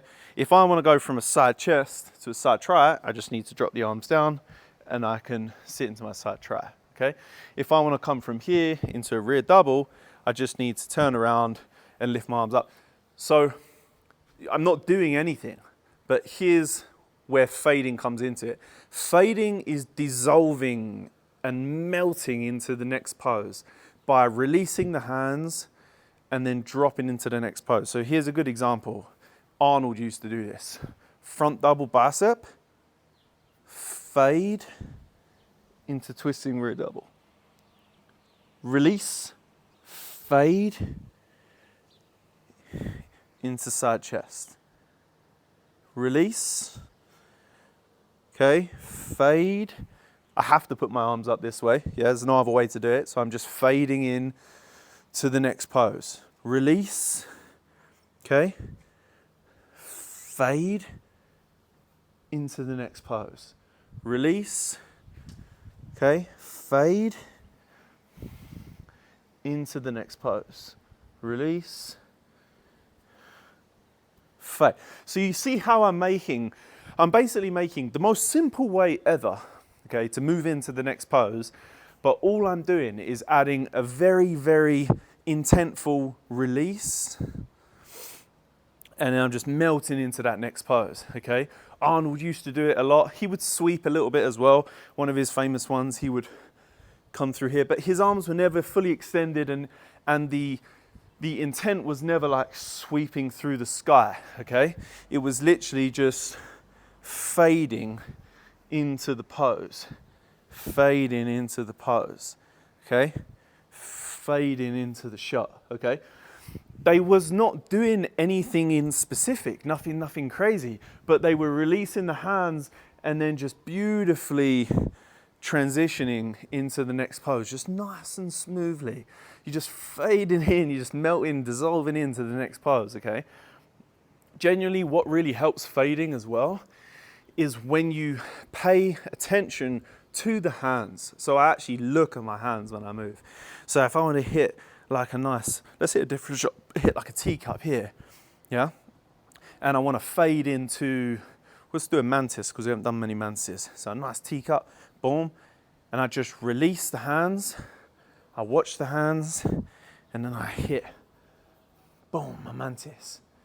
And then I release, okay? And I just watch the hands. I'm not stretched out or anything. My hands are just moving, but I'm watching them and I'm moving very, very slow. Okay? And I come in and hit the pose. Okay? Fade. Yeah? And hit the pose. Okay? So fading is a super, super simple way that you can just start to turn your routine from what otherwise was very, very simple to something that looks extremely intentful and beautiful, because all you're doing is you're hitting that shot with absolute boom power, and then you just boom, release the hands, take the shortest route possible with the hands, and then just fade into the next pose, okay? It's really, really simple to do, guys. And I think if you just learnt those first three, arcing, sweeping, fading, because they're all in the kind of same category, but they are all a little bit different. Like, you'll be able to move, sweep into the shot, fade into the shot, yeah? Sweep into the pose, sweep up, sweep, yeah? Fade. Like, those three are my top three for definitely like beginners, if you really, really just want to put some beauty and almost like a little bit of romance in your posing, you know? Very, very cool way to pose. Super, super simple. Fading, just release and melt into that next pose, okay? You're taking the shortest arm route, okay? You're not doing anything specifically with your arms. You're just taking your arms where they are now to where they need to be, but with a release, a slow movement, eye contact on the hands, and taking it into that next pose. All right, guys? So that's fading. All right, now we're moving on to a little bit more tricky, okay? It's different type of arm dynamic here. This is what we call striking, okay? Striking is what you see Terence Ruffin do it a lot. You see Lee Labrada do it. Striking is essentially when you have elbow flexion, the wrist is lined up with the shoulder, and then it's just a tricep extension, yeah? I'm not gonna like paint over it anymore, like more difficult than that. It's a tricep extension, and you're snapping into the shot. So a good example of a strike would be, initially we sweep, strike, yeah? Strike, sweep, boom. Strike, boom, yeah? Yeah, so striking is that arm extension, okay? You'll see it a lot when people come down here, core position 5, and then strike. Yeah, and they'll come up, boom, hit shot, yeah, strike, okay, boom, yeah, strike, boom. So it's that tricep extension, okay, you're putting a lot of intent into it, and you can really, really add a lot of like tempo and contrast into the routine now. Let's say you was just predominantly like sweeping, fading, okay, arcing. Well, now when we come up, we can put a bit of bam into the fucking routine. Like, imagine if, let's say, like striking isn't very comfortable to you, but you want to utilize it. That front double bicep there, and then pull that arm across and strike into an archer. It's a beautiful, beautiful way to use striking as your first sort of, entrance into this style of posing. And you don't have to do it constantly. You might only strike like 3 or 4 times in a routine, but it's a great way to add some real like bah into the fucking routine. Or you might see someone do, I'm just trying to give you guys examples here, like rear double bicep, yeah, about face, boom, strike into that, whatever that fucking pose is called, yeah. Atlas, I don't know what it's called. Yeah, so striking is that tricep extension, okay? And it really adds a bit of just power into the routine, okay? Again, one of my favorite ways to use it is that archer arm, okay?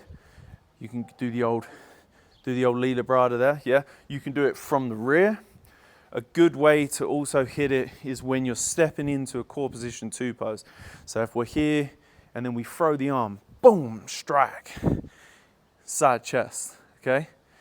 We can lift the arm up, boom, strike.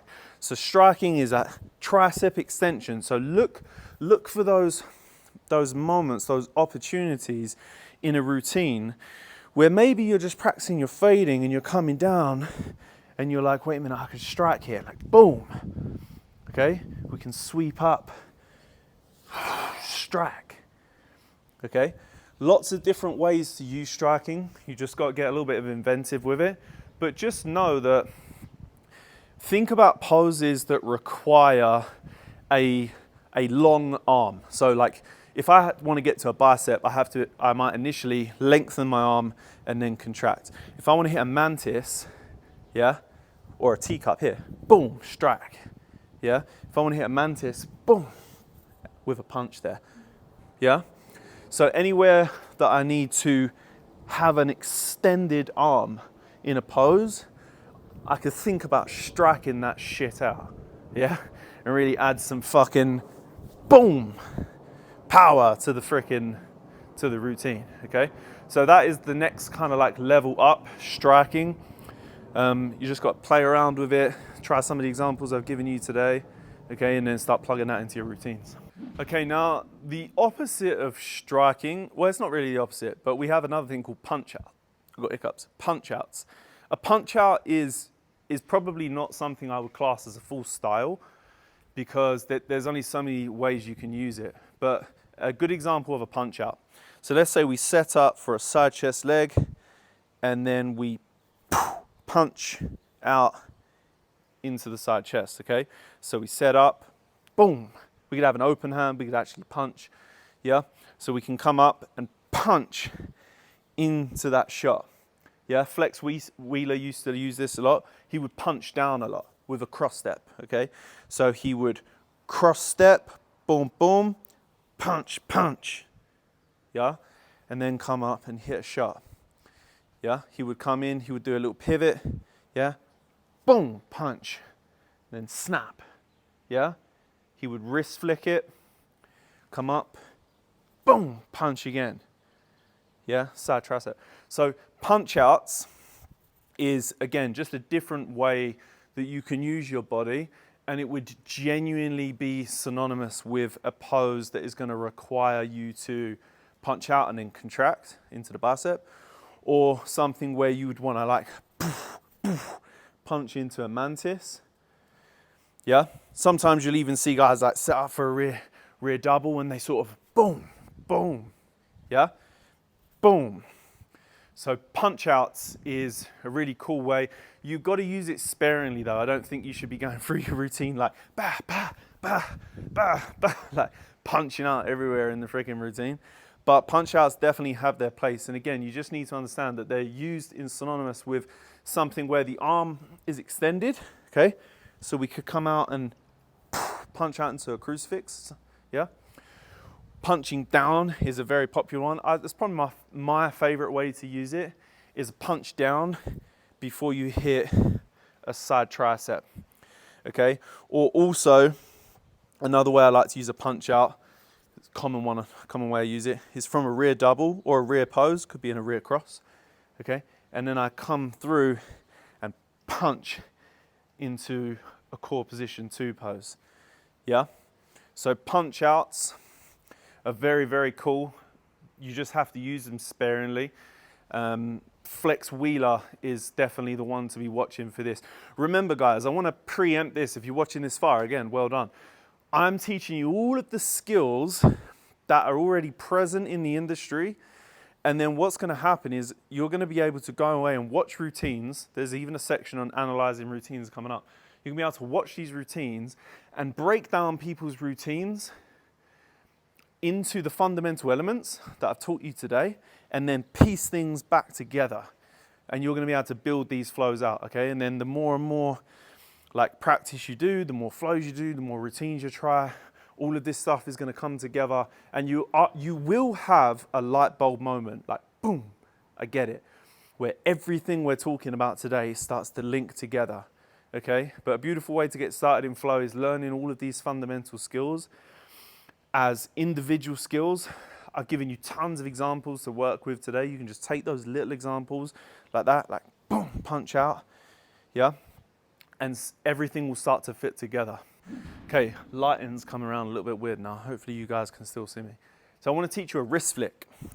Wrist flick generally always comes from a bicep, okay?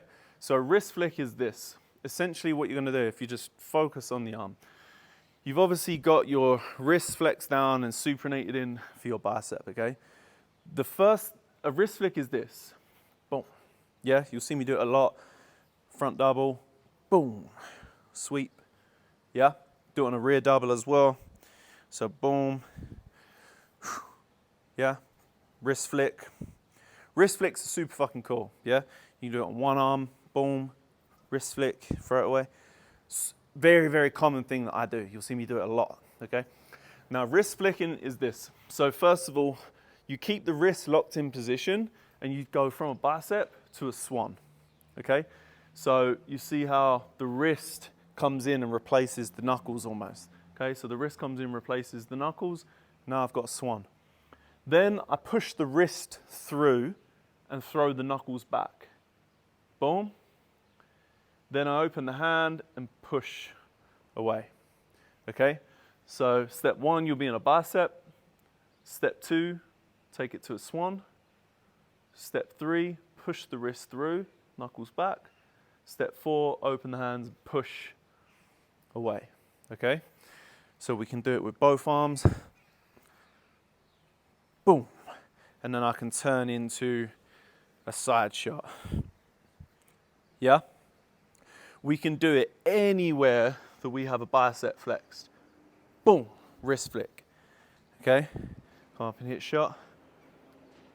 Wrist flick. Yeah? Come up and hit shot. Yeah? Don't know what that is. What is that? Is that even a fucking pose? Yeah, that's a fucking pose. Yeah? Wrist flick. Yeah? Anywhere you have bicep, you can wrist flick it. Yeah?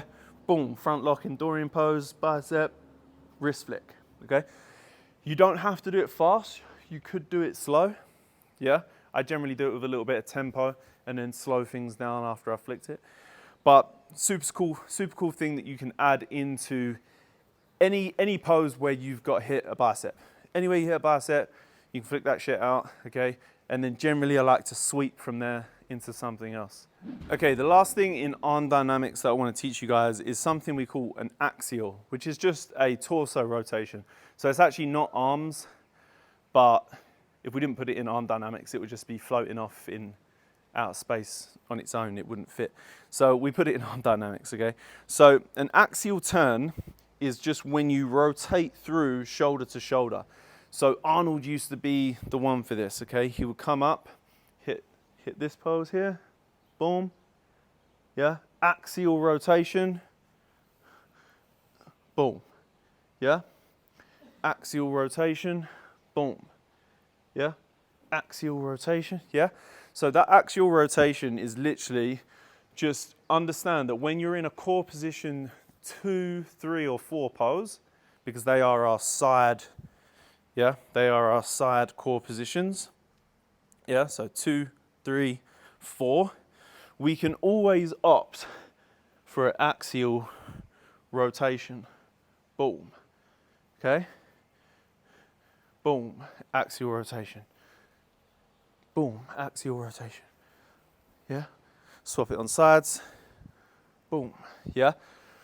So axial rotations are a really, really cool thing, really like easy thing that you can do to like swap out a pose, but without like jumping into another foot position, because sometimes you don't want to just like swap from like position to position to position to position to position. Sometimes you want to keep it localized to where you are. Sometimes you want to hit, you know, a couple of poses in a very similar position, and we can use axials to our advantage to achieve that. Okay, so another cool thing that you can start plugging into your posing is when you hit a side pose, then we can just axial rotate into another pose. It could be front to rear, or rear to front. Okay, and then you're going to be able to hit a couple of different poses. Like, it's really useful if you want to hit a couple of different poses on like a core position 2 pose. That's probably where it's most used, and core position 4. Okay, so super simple thing that you can add in to your posing, add into your flow, and it's more impactful than you think, because you could definitely even use this on drops and things like that. Like axial turn on the beat into a new pose. Boom, beautiful way to set the routine off. Right, so it's time to connect the dots a little bit. I want to present to you guys 5 short routines, just snippets from some famous routines, okay? So we've got Ed Corney, Kev Lavroni, Sean Ray, Lee Labrada, and Terence Ruffin. Okay, we're gonna take a few flows from each routine, one flow from each routine, and then break it down and show to you guys how the footwork that we have taught you today and the core positions and everything breaks down into these flows so that you can do it at home too, and also just to kind of prove like what we taught you today kind of like actually fucking works. Okay, so the first flow is from Ed Corney's.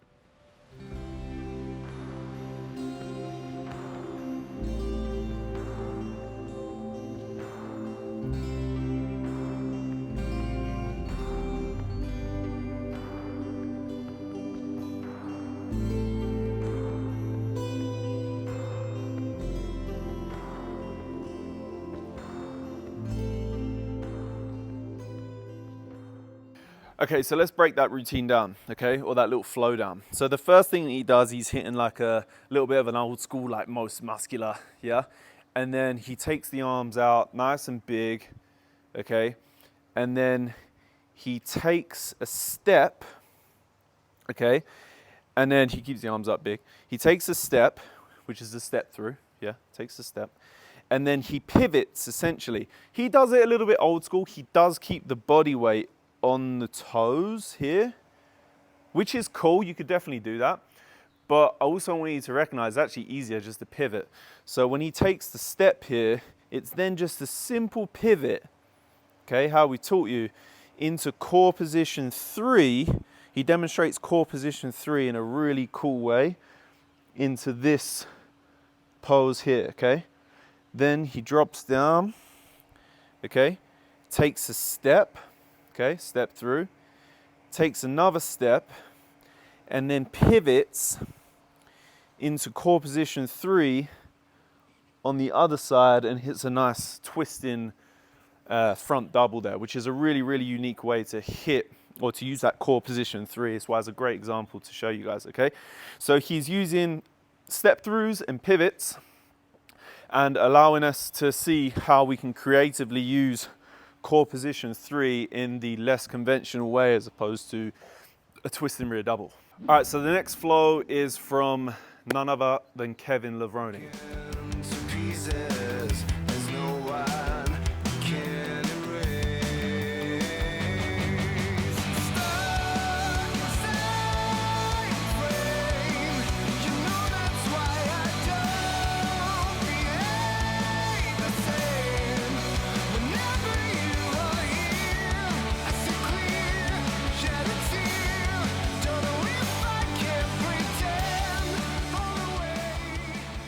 So he starts off with the rear cross, okay? So the rear cross leg position, hits that nice lat spread and the open palm above the head. Then he's straight into a 270 spin, sweeps the arm down into a side chest, okay? Beautiful. Does a nice little transitional pose here. Just want to recenter for the camera, boom. Then he goes into a half turn, okay? So our 90-degree pivot. He drops that foot down, half turn, drops the foot back, okay? Up into a rear double bicep. And then he does his 270 spin. What he actually does is a little switch in between though, just to make sure he can get his foot in the position so that he spins the correct way for his twisting rear double. Because think, if I was here and I just dropped my foot back and span, I'm on potentially the wrong side for my best pose. So what he actually does is hits his rear double, and then he does a little switch of the foot position, then into the 270 spin, throws that arm out, and then comes into a nice twisting rear double. Okay, Sean Ray, let's hit the flow. Is this a dream? Too good to be true. What I feel for you, is it all just a fantasy? I know it's true. I'm sure it's for real. And whatever I feel, I know you feel the same way too from the second. Okay, so breaking down Sean Ray's flow. So he starts off with his 360 spin, boom, then pushes off, boom, into that front lock, okay? And then does that old school roll into that Dorian bicep and calf pose, okay? So 360 spin, push off into that nice front lock. Then he just glides it down into a lunging pose. It's very, very in between a deep lunge pose and core position 4, okay? Hits that nice pose there, then hits, honestly, I have not practiced this pose enough. I do not think I hit it well. But he hits this, I don't think I have the physique for it either. Hits this nice statuesque pose. Then he pops himself up, boom, into core position 5, okay, and then hits a nice single pose, single bicep pose there. Okay, so you can see how these elements really just fit into all of the greats, okay? Everything all the greats do, we're starting to see now, hopefully, how we're breaking down these flows into the individual skills that we've been learning to today. So you can just break these things down, learn these skills as individual movements, really, really hone your skills there, and then you can just, boom, plug and play this shit like all day long. All right, so let's break down the Lee Labrada flow. Okay?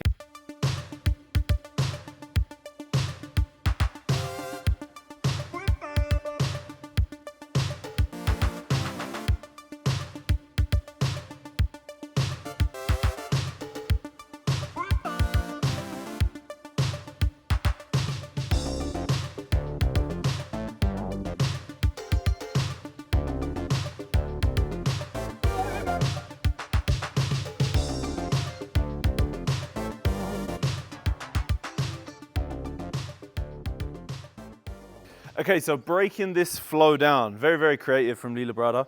So he starts off with his core position 5, okay?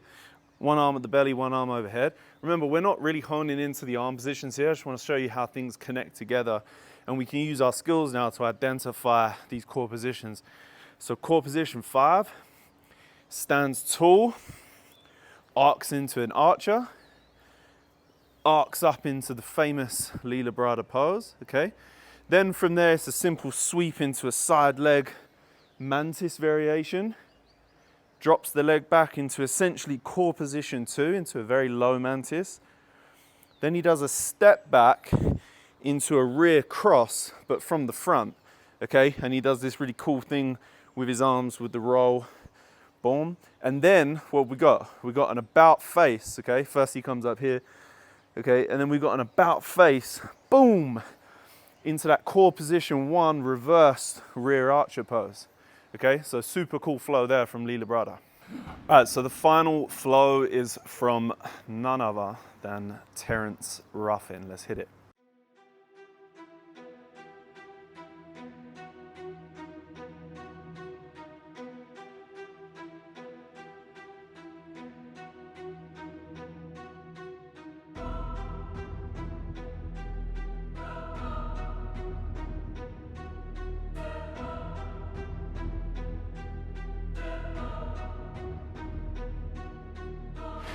Okay, so let's break this one down into the fundamental core positions and footwork that Ruff uses.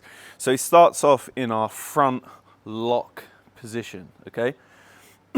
From the front lock, he also does this really cool thing where he lifts the shoulder and then pops it down into that shot. I really like that. So from this position, he literally just takes a step through, okay, into our single arm bicep in core position 2, boom. Then he does a nice little pivot and strikes, boom, into core position 1 in his archer pose, okay? From there, he sweeps the arms away as he does a step through into core position 2 again, okay? Then he does a little kind of like mantis here, pops the arm, and then comes up into, I actually really struggled to hit this pose on this side. So he hits this like half, it's like a side on teacup. Yeah, I hit it much better on this side. That's why Ruff's good, because he can alternate sides so well. So he hits there, boom, this pose here. Then, this is where it's interesting. This is something that you might think looks difficult, but when we break it down, so he does this, right? But when we break that down, all that is a step back, pivot back into core position 2. So he's in this position, yeah? He steps back, nearly fell over there, lads. So boom, steps back, and then pivots, boom, into core position 2, into one of my favorite unique poses that Sean Ray used to be known for. Boom. Then he steps through again into core position 2. Okay, hopefully you can still see me on the camera here. I'm gonna drop it back. And then comes up into a nice twisting front double, okay? So you see now, hopefully, how you can just watch like these routines and then break it down into the fundamental core positions, the footwork, so that then you can practice this stuff. So we're gonna go through 5 different hand positions, and these are the most common ones. There's probably a few others, but to be honest, like pretty much everything stems from these 5. So the first one is the archer hand position, okay? So you know when you're hitting an archer, boom. Like, it's funny, but like people still get this wrong, right? Like, to do a proper archer hand position, your hand must be completely straight, fingers together, thumb is tucked as well, okay? And down through the wrist, there's tension as well. So there's no bend in the wrist, yeah? There's none of this, there's none of that. It's completely straight. So the idea is that you are finishing that long arm into the archer, okay? There should be no kink in the wrist or no bend in the fingers, or it shouldn't be like half-assed or anything like that. I'm actually like tensing my hand straight and keeping my thumb pressed up against this hand here, okay? It sounds silly, but like that really is important, because if you don't have like a firm archer hand, then the pose just doesn't really look right. Obviously, there's different ways to finish like an archer, but like obviously that's the main way.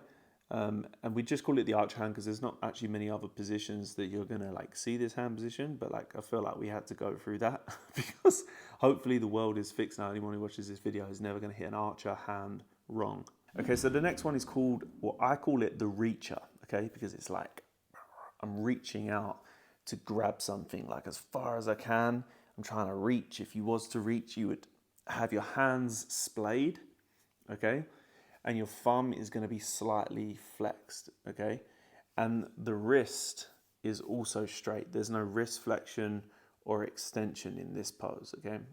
Or in this hand position. Recognize that these hand positions can be used for multiple different poses, multiple different transitions, okay? Like, I call this one the reacher, and it's kind of just like that. Yeah, it's a 5-finger splayed, and then you just flex into the wrist, into the thumb a little bit, yeah, but then you splay the hands out like this. This is the only way I can describe it to you guys, okay? You see the fingers are not completely flat. There's a little bit of a curl, yeah, and it's like you're reaching out to grab something. So that's the reacher. The next one is the bowl, okay? Now the bowl is like, for example, you might see like Arnold's pose, you know, when he does like, I can't do it here, like that one, you know, he's like that, boom. And like poses like where you press down into the shot. There's particular poses where you have this bowl type position. So it's like you was basically just holding a bowl, yeah? You could also think about it as holding a skull, yeah? That kind of creates the same position. And then we can have this with a wrist flex as well, okay, on certain positions. But like if you're ever going into like that Arnold position, or like when you press down in certain shots and stuff, that is the bowl, okay? Now the next hand position, this is probably where things like really come into play, where people fuck up these positions. We call this, well, I call it the ladder, yeah? Because it's like your fingers ladder up to a point. So when you do a ladder, it's like you see this in like the Frank Zane poses. You see it like Makawe used to use it a lot. This is probably the hand position that people try and fuck up the most. Like this is, to be honest, the whole reason I made this hand expression part is for people to really understand how to hit this hand position. So how you're going to hit it is if you start with a splayed fingers, yeah, and a perfectly straight hand, then you're basically going to flex the pinky all the way down. You'll notice that the ring starts to come with it. So you'll flex the ring down with it as well, nice and tight. It's not like out here, it's nice and tight. And then you'll notice that pulls the middle finger down, okay? We'll pull that one down a little bit more so it ladders up. And then we can keep that index finger either straight, or we could also ladder that down a little bit, okay? And then with the thumb, you're gonna flex the thumb in, okay? And now we have our perfect ladder hand position. We could also do this with a flexed wrist, okay? When you do it with a flexed wrist, you'll want to push those knuckles of the index and the middle finger up to the sky, okay? This kind of actually is going into the next hand position. But that is the ladder there, okay? This is the pose where people hit like Lila Brada shots and stuff. Lots of other different positions. You can use it when transitioning through poses as well, okay? But like this is the ladder, okay? So it's pinky down, yeah, ring finger just above it, then it's the middle finger, then you can keep an index finger, or you can slightly bend that one as well, okay? And then you can have a flex on the thumb, okay? I don't think anyone's ever been through hand positions, but this is it, that's the ladder. So the next and final one is what I call the bull, okay? So the bull is kind of like the ladder, but it's much more aggressive, and it generally always comes with a wrist flex, okay? So if we start with the ladder, yeah, and then basically what we're gonna do is push the wrist down and then flex these two fingers up. So it would be like if you picked up a cricket ball or a tennis ball with 3 fingers, yeah, and then you had like a ball ready to throw, yeah? So that is the ball, and it generally comes with a fret. This would be like very like Makawe, yeah, very, very, very, like, what's the word? It's just not erotic. Why am I thinking erotic? It's just very, not erratic either. There's another word. It's the word that says it's like very, it's just very unique. Let's just roll with unique. It's a very, very unique hand position, yeah? So you start with a ladder, flex the wrist down, and then flex those 2 fingers up, yeah? And you have a very, very aggressive hand position here, but it's like you're holding a ball, okay, ready to throw something. All right, guys, so we have archer, we have the reacher, okay, we have the ladder, and then we have the bowl.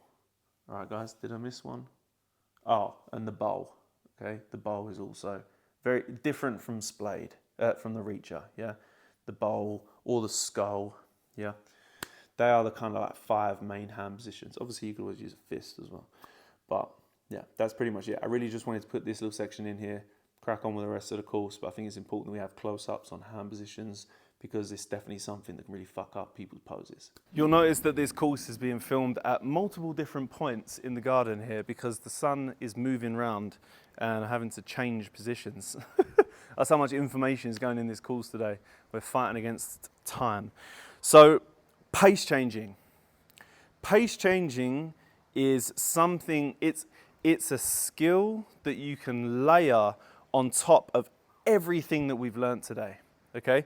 So core positions, secondary leg positions, footwork, arm dynamics, pace changing, I'll just show you, okay? Let's do a pace change. So let's come up here,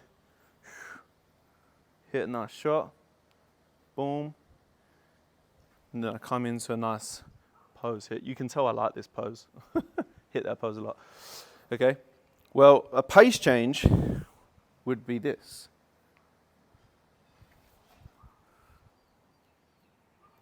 Okay? A pace change is the ability to move fast and then slow, okay? Or slow and then fast. Okay, this is a super, super cool thing that you can add in anywhere in your routines. Absolutely anywhere. I could go fast and then slow. Fast and then slow. Fast and then slow, okay? Slow, then fast. Boom. Yeah? Slow, then fast. Yeah? Fast, then slow. Okay? Pace changing is a very, very high level skill that when done correctly will literally set you apart from an amateur poser who's pretty good at flow to a pro who's like incredible, okay? I think Pace changing is the ability to have ultimate control over your body, okay? Excuse the dog. It's the ability to have ultimate control over the body. It's the ability to stop yourself in motion. It's like you go through like a time warp, okay? As you're moving fast, then you hit this wall which slows you down. It's like you go through these different dimensions, and when you go through the dimension, it either speeds you up or it slows you back down again, okay? This kind of puts this like popping style in your movements, okay? So we could give you a couple of examples to practice today. A super simple example would be arcing, okay? So we can hit a nice front double bicep, and then we can arc fast and then slow into a crucifix, okay? We can arc fast and then slow into another shot. We can just keep going here all day to practice that, okay? Another good example for you to practice at home would be like a 270 spin, my favorite, done by Kevin Levrone, okay? Rear double bicep, 270 spin into the twist and rear double bicep with a pace change. So without the pace change, the transition, my favorite transition, looks like this. Boom. Boom. Still beautiful. I'm on a bit of a slope here. Still beautiful, yeah, without the pace change. But with the pace change, see if you can see the difference.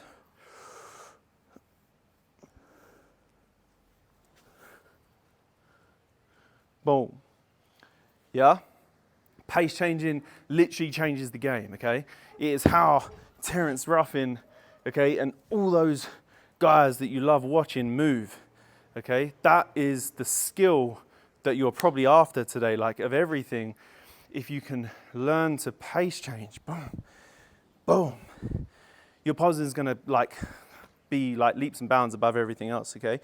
And you just need to understand that it can be done with anything, okay? What you need to do is just practice a few different flows. So let's say, okay, right, you can keep it simple. I'm gonna go front double in core position 1, to crucifix in core position 5, and then I'm gonna stand and about face into a rear archer, okay? So that would be boom, front double, okay? Boom, yeah? Boom, archer.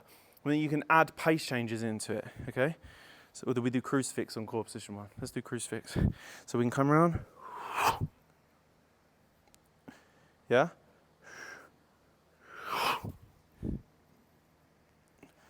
Yeah? Can't see. Stand up. Boom. Yeah? Boom. When you get that pace change, your pose is going to change. That sounds weird. All right, common flow killers. So these are basically the things that are going to kill your flow. Okay, my top ones. Now, I want to premise first that everything, like it could be easy for me to just say that, honestly, everything in posing could be fixed with more practice. Just literally doing more, okay? It's the unsexy answer, but it's the truth. If you just do more, it negates everything, okay? Volume negates luck.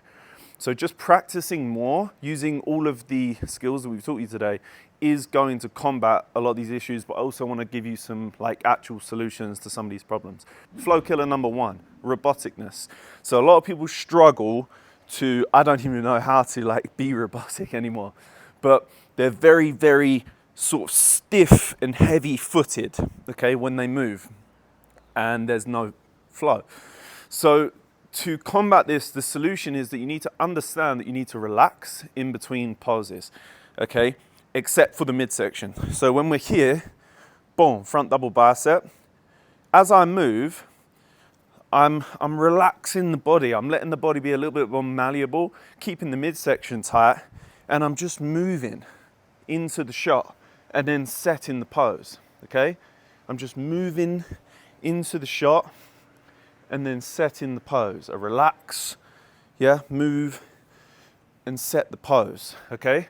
When you're moving through the stage, there's no need to be like very, very tense, yeah? We don't need to be super, super tensed as we move through the movements.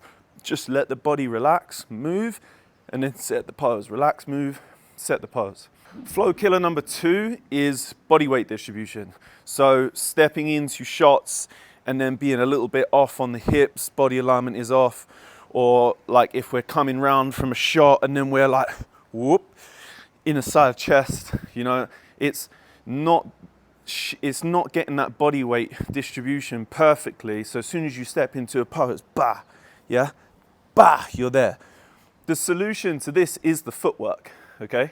There's nothing else that needs to be said there. Footwork is so important because it is setting you up, okay, to perfectly align your body weight and nail the core position, okay? You're setting up for perfection, okay? That's pretty much it. So if you practice the footwork, this is the solution to body weight distribution, because we're learning our core leg positions and secondary leg positions like mandatories. So we know our core position 1 sets up the whole body. Then you just have to hit the arms in it. We know 2, 3, yeah, 4, 5. When we know our core positions really, really well, that fixes body weight distribution and being like unsteady in poses. Flow killer number 3 is over flexing, okay? So when I hit a shot, I don't need to flex 100%, okay? A 90% flex is perfect, okay? When you're absolutely shredded, when I hit my quads, I don't need to squeeze them as hard as I can, okay? When I'm hitting a lat spread, I don't need to squeeze everything, okay? A 90% flex, a good hard firm flex, is absolutely enough for posing, okay? We don't need to go 100%. That is where all the shakiness comes from. That's also a little bit where that roboticness comes from, because you've got to completely relax out of it. If we maintain it around 90%, your posing is going to come across much, much cleaner, much, much more polished.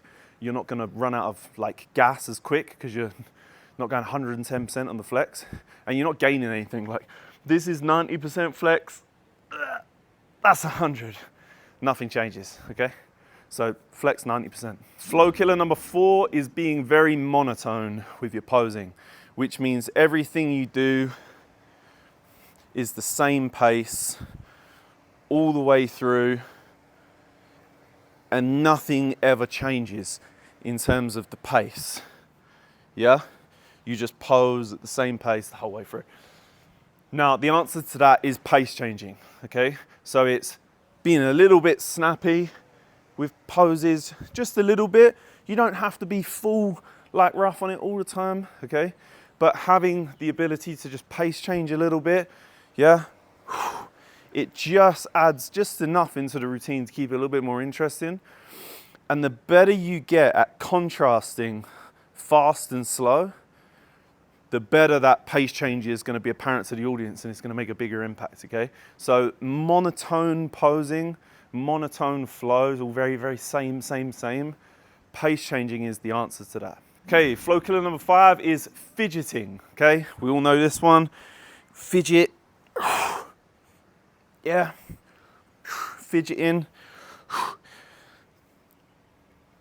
Yeah, in any pose, yeah? Just fidgeting in general, okay? Now, I believe fidgeting comes from not being confident that you're in the pose perfectly because you can't see yourself on stage, okay? So you fidget. You're searching for that internal feeling that tells you, right, the pose is on, okay? So the answer to this is practice more without the mirror, okay? Or let me rephrase this. Practice with the mirror, but when you look at yourself in the mirror and nail the pose, you must give yourself internal cues like, right, what does that feel like? What do my pecs feel like? What does my midsection feel like? How much thoracic extension have I got? How much rotation have I got? What does that feel like in the hip there? So when you're posing in the mirror and you nail the pose, you're like, right, internally, what does this feel like? Then you must practice without the mirror okay, and focus purely on intrinsic feel to nail the pose and be confident that you've got it, and just remove the fidgeting. Just stop fidgeting because you're confident that you've got the pose, or hopefully you'll stop fidgeting because you know you've got the pose, okay? And in all else, like if you even don't think you've got the pose, just don't fidget because it doesn't look good. And 9 times out of 10, you probably have got the pose, and a tiny little fidget is not really changing anything. So just, you know, try and remove it as a bad habit. Okay, and lastly, flow killer number 6 is breathing. People don't really know how to breathe, okay? Super, super simple, yeah? Really simple. Exhale on the pose, inhale on the transition, okay? But keep your midsection tight. We can keep our midsection tight and still breathe through our chest whilst we keep the TVA tight, okay? And keep the midsection pinned to our spine. We can still breathe through the chest, okay? So when I'm in the pose, exhale, inhale, but keep the abs tight. Exhale, inhale, exhale, inhale, but the abs are tight. Exhale, yeah, inhale. Yeah, for poses that require keeping like air in the chest, like that front lat spread I just there, I would exhale, and then I would actually inhale and then exhale again. So there's subtle nuances depending on the pose if you want to breathe into the pose. But genuinely, for like posing routines, I would say 9 times out of 10, you want to breathe in and let the body move, and then exhale into the shot. Breathe in, let the body move, exhale into the shot, okay? Like that's a super, super simple answer there. Yeah, breathe in when you move, exhale on the shot, problem solved. All right, so that's the flow killers. Let's move on to finding your flow. Whoa, I can't get comfy. All right, let's sit like this. Finding your flow is a section I wanted to put in this course because I believe that I have, let's just take this from real world examples. I've worked with hundreds of guys across the years, together with Sammy Williams in the Posing University. We've worked with more than 58 IFBB pros, more than 750 amateurs. So we have a lot of like data to pull from. We've worked with a lot of people. And one of the biggest things is people want to sort of, you know, firstly want to learn how to flow, but then they talk about wanting to like, I don't know, like develop their own style or just find their own original way to move, their own authentic style that nobody else has. Now, I'll just put it out there like this, like this is something that doesn't just happen by sitting there thinking about different ways to move, in my opinion, okay? Although I have done that in the past, okay? But where I really think it comes from is first having an understanding of the basics, like we've gone through today, yeah? Core positions, leg position, like secondary leg positions, footwork, arm dynamics, hand expression. You need to have a basic understanding of how to move first. And then finding your own style and your own flow, there is an element to it about like thinking about different ways to move, but it comes down to just doing it and being in the moment, which is why this finding your flow section is just a conversation. But it's really important. Like if you guys are really, really interested in taking your posing to the next level, then this part will interest you. And I think it's just understanding that you cannot beat practice, you cannot beat effort, and you cannot beat the man who poses more than you. Whoever is putting in more time in the posing room, developing their skills, even if it is just the basics, mastering their craft, is going to have a much higher likelihood,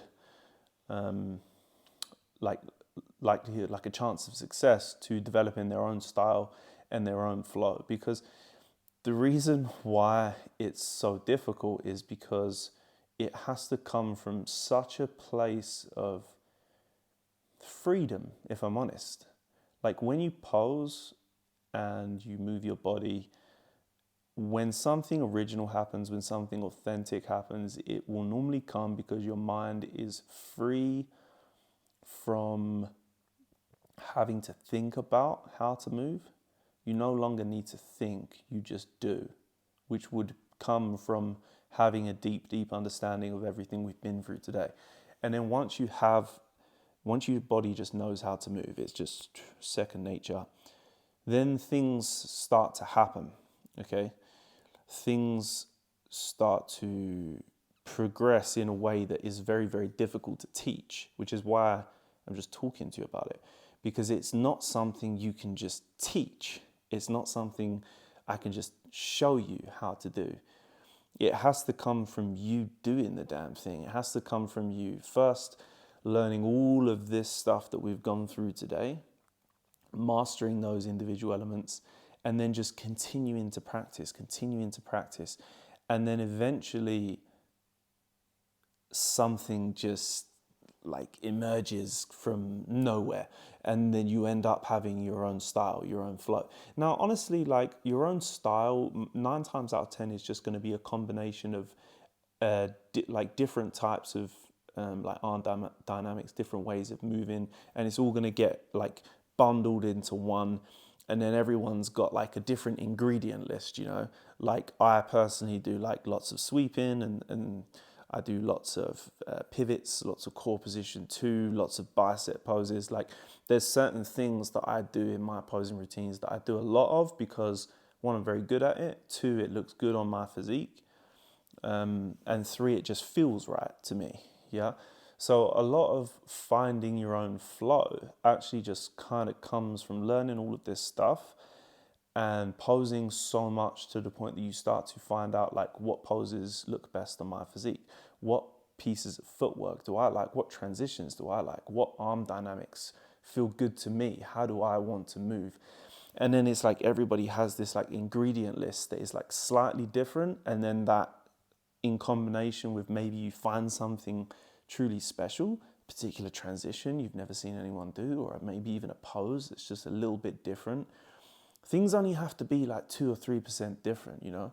Like a good story is like when I was posing, practicing my routine for 2019 when I won my pro card, myself and Sammy come up with this pose called the Michelangelo, and it literally mimics like St. David's statue that Michelangelo built, and we called it the Michelangelo. And like since then, like loads of people around the world have tried it, which is super cool. It's like my profile picture. You'll see it everywhere.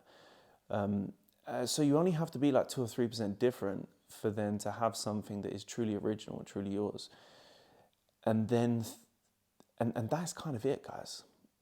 Like that really is it. It's just doing it enough that you give yourself an opportunity that something can happen. Because if you're not posing enough, then nothing's ever going to happen.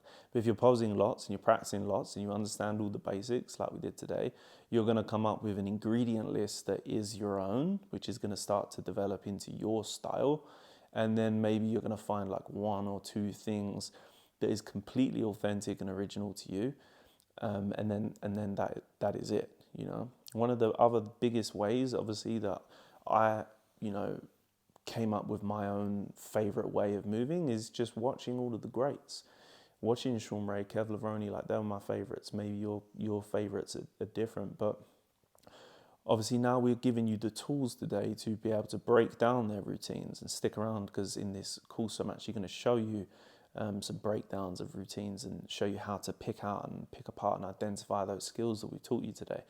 But when you watch those routines, you're now going to be able to pick apart those routines, and you're going to be able to try those little flows for yourself and do it to a really high level, because we've broken down everything for you today, and you're actually going to understand like what's going on in these posing routines. So it gives you a whole nother element like to work on. You can now watch routines, actually break it down, practice that, and then it's going to get to a point where you've practiced so many different ways of moving that you are just going to come up and you're going to end up defaulting to the things that you like, and then that stuff will be your style. And then you just might add like, you know, 1 or 2 things that are brand new and, like I say, original to you. So yeah, just let it come. Practice lots, practice everything we've gone through today, and finding your own flow, your own vibe, your own style will just happen organically. Don't push it, just let it happen and just enjoy it. Okay, so I want to give you a real like live example now of how we can actually just like watch a routine and I'm going to use Terence Ruffin's Olympia routine that he did to the Fur Elise, incredible routine. We're going to watch the routine, and then we're going to break it down into the fundamental elements, mainly core positions and footwork. And we're going to see how the flow print, the system that we use, actually fits into real life scenarios. Okay, so this is the point at which you're now going to learn that with everything you learn, we can now watch a routine and we can just break it down into the fundamental skills and core positions, so that then you can go ahead and break this stuff down at home, learn it, and you should be able to essentially do any routine there is, okay, with time and practice. So I'm going to play it without music. So obviously, walking up. It's a beautiful routine, by the way, probably one of the best routines that's ever been done. So starts off, core position 1. Yeah, that's how he literally starts his routine. And he works the upper body a little bit. He does some nice sweeping movements. Ruff is very, very nice with his hands. Okay, so this is stuff that's very, very individual to Ruff. He has obviously found his flow, right? Like, he's got his own creative ways of doing things, but a lot of the stuff still fits into these basic fundamental skills. So he comes up, hits his first pose, core position 1.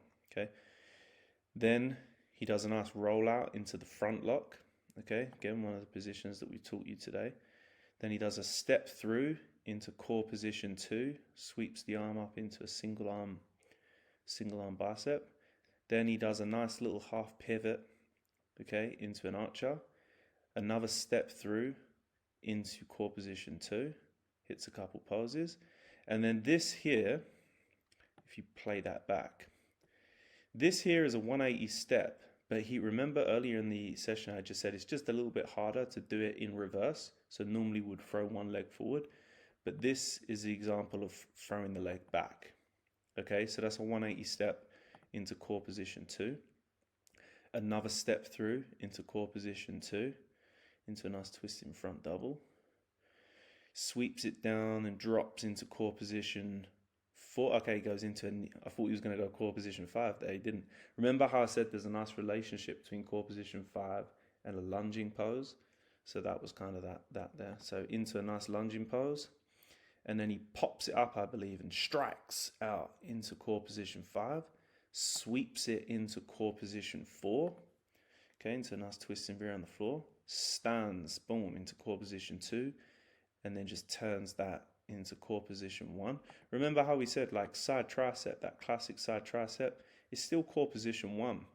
The angle is just more aggressive. So his left foot there is parallel to us, rather than sort of like, 45 degrees where it normally would be. It's just parallel to us, so you can get that angle. Still core position 1 though.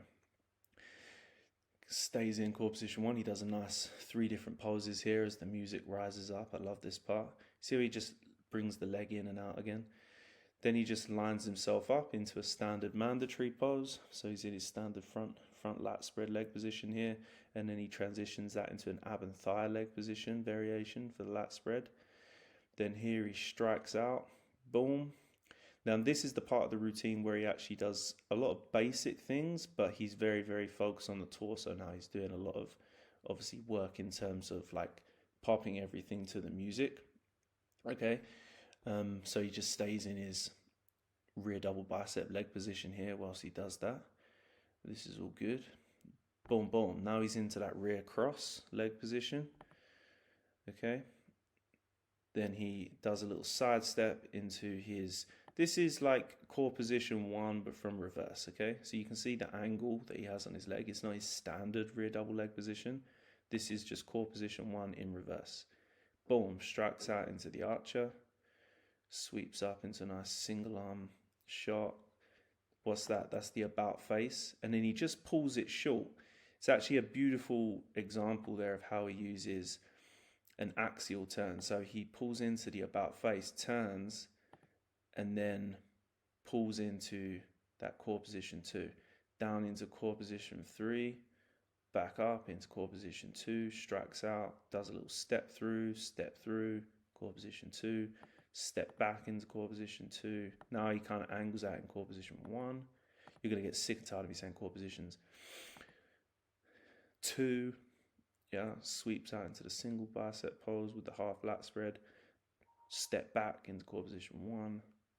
Yeah, and we're nearly there. So you see, like, pretty much everything he does fits into this, okay? This is a little bit different. That was a little bit, we can't put that into the flow print. Like I said, it's around 80% of everything that you'll see, maybe even 90% of everything you see in all routines can be fit into the flow print system, which again, it's not things that we've like recreated. It's things that already exist, but we're just putting it into a system and a structure that you guys can learn from. And you'll see, as I've hopefully successfully showed you, as he finishes up in core position 5, drops into core position 4, and then he finishes the pose out in a nice deep kneeling pose, lunging pose, sorry. Boom. Okay. So, like, you can watch any of these routines and you can break it down into the fundamental skills. Now, I know you're probably watching this thinking, oh yeah, but what about all the arm movements and stuff? It's like, well, yeah, but half the work, more than half the work, half the battle is getting body alignment, weight distribution, the footwork and the leg positionings down, okay? The arm work in comparison to all of that is nothing, okay? A lot of that stuff that he does is either just like fits into like striking that we went through, sweeping that we went through, okay? There's only about like 5% of all the stuff that Ruff does that is very, very nuanced and particular to him, stuff that he's figured out for him, which is what makes him Ruff. And then a lot of it is all the pace changes, how he moves through it, okay? It's that extra layer that he has mastered on top of everything. But everything you pretty much see here, around 90% of what you see, fits into the flow print, which means this is all stuff that you guys can learn. It's just whether you want to take it and actually really, really break these things up, learn all of the skills, and then put it back together. All right, so if you stick around now for the next part, we're going to go through actually learning how to build out your own routine. Okay, then we're going to go through practicing your routine and then also performing your routine. So I'm going to give you another example here with Kev Lavroni. So let's run through Kev Lavroni's routine. So boom, starts in core position 2, and then he does a nice little about face into core position 2 on the opposing side, okay? Now that there, I know it's hard to see because you've got the Lavroni banner up there, but what he actually does is a little switch. So you can see he's in core position 2 here, okay? But he wants to drop down into core position 5. So what does he do? He does a little switch, boom, boom, little switch, sweeps that arm down beautifully, drops into core position 5, okay? Boom, drops into core position 5 on the other side, into a deep kneeling lunge pose, sweeps up into the Pod Paris, sweeps down into like a nice like silhouette statuesque type pose. Now he just stands up into a basic side tricep. Then he does, see that there was our half turn. So he does a little step back, okay, and then boom, there, half turn, so 90-degree switch up, and then he drops it into a rear cross, okay, hits that half lat spread with the open arm. Then he does the infamous 270 spin, and then he actually drops it into a side chest, yeah? So if you break this down, like boom, that's a 270 spin into a nice little side chest there. Or a big fucking side chest, looks fucking gnarly. Step back, another half turn. He likes his 90-degree half turns. Sticks the leg back, drops it into a rear double bicep. Yeah, so it's all learnable stuff, guys. Boom, another 270 spin into the twisting rear double. My favorite fucking transition. I love that shit. Super simple to do. Yeah, then he just angles it out into a core position 1 pose. Then he drops into a front lock, hits the old Dorian calf and bicep pose. Okay, now he difficult. Looks like he's in core position 2 again. Oh no, he's gone into actually a quarter turn. Then boom, another 270 spin. Kev Lavroni is the king of 270 spins. He loves a 270 spin with a nice sweeping arm movements. Boom, locks into core position 1. Yeah, front double bicep. Lines up for a nice lat spread. So you see, this is all stuff that we've learned today that you can put. I bet he goes for another 270. Oh no! So he does a little.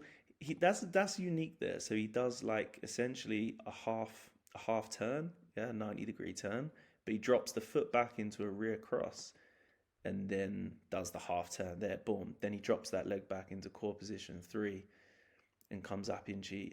Really nice abdominal and thigh pose there, core position 3, not commonly done.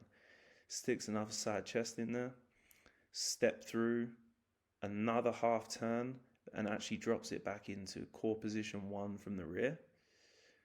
Core position 1 from the rear again.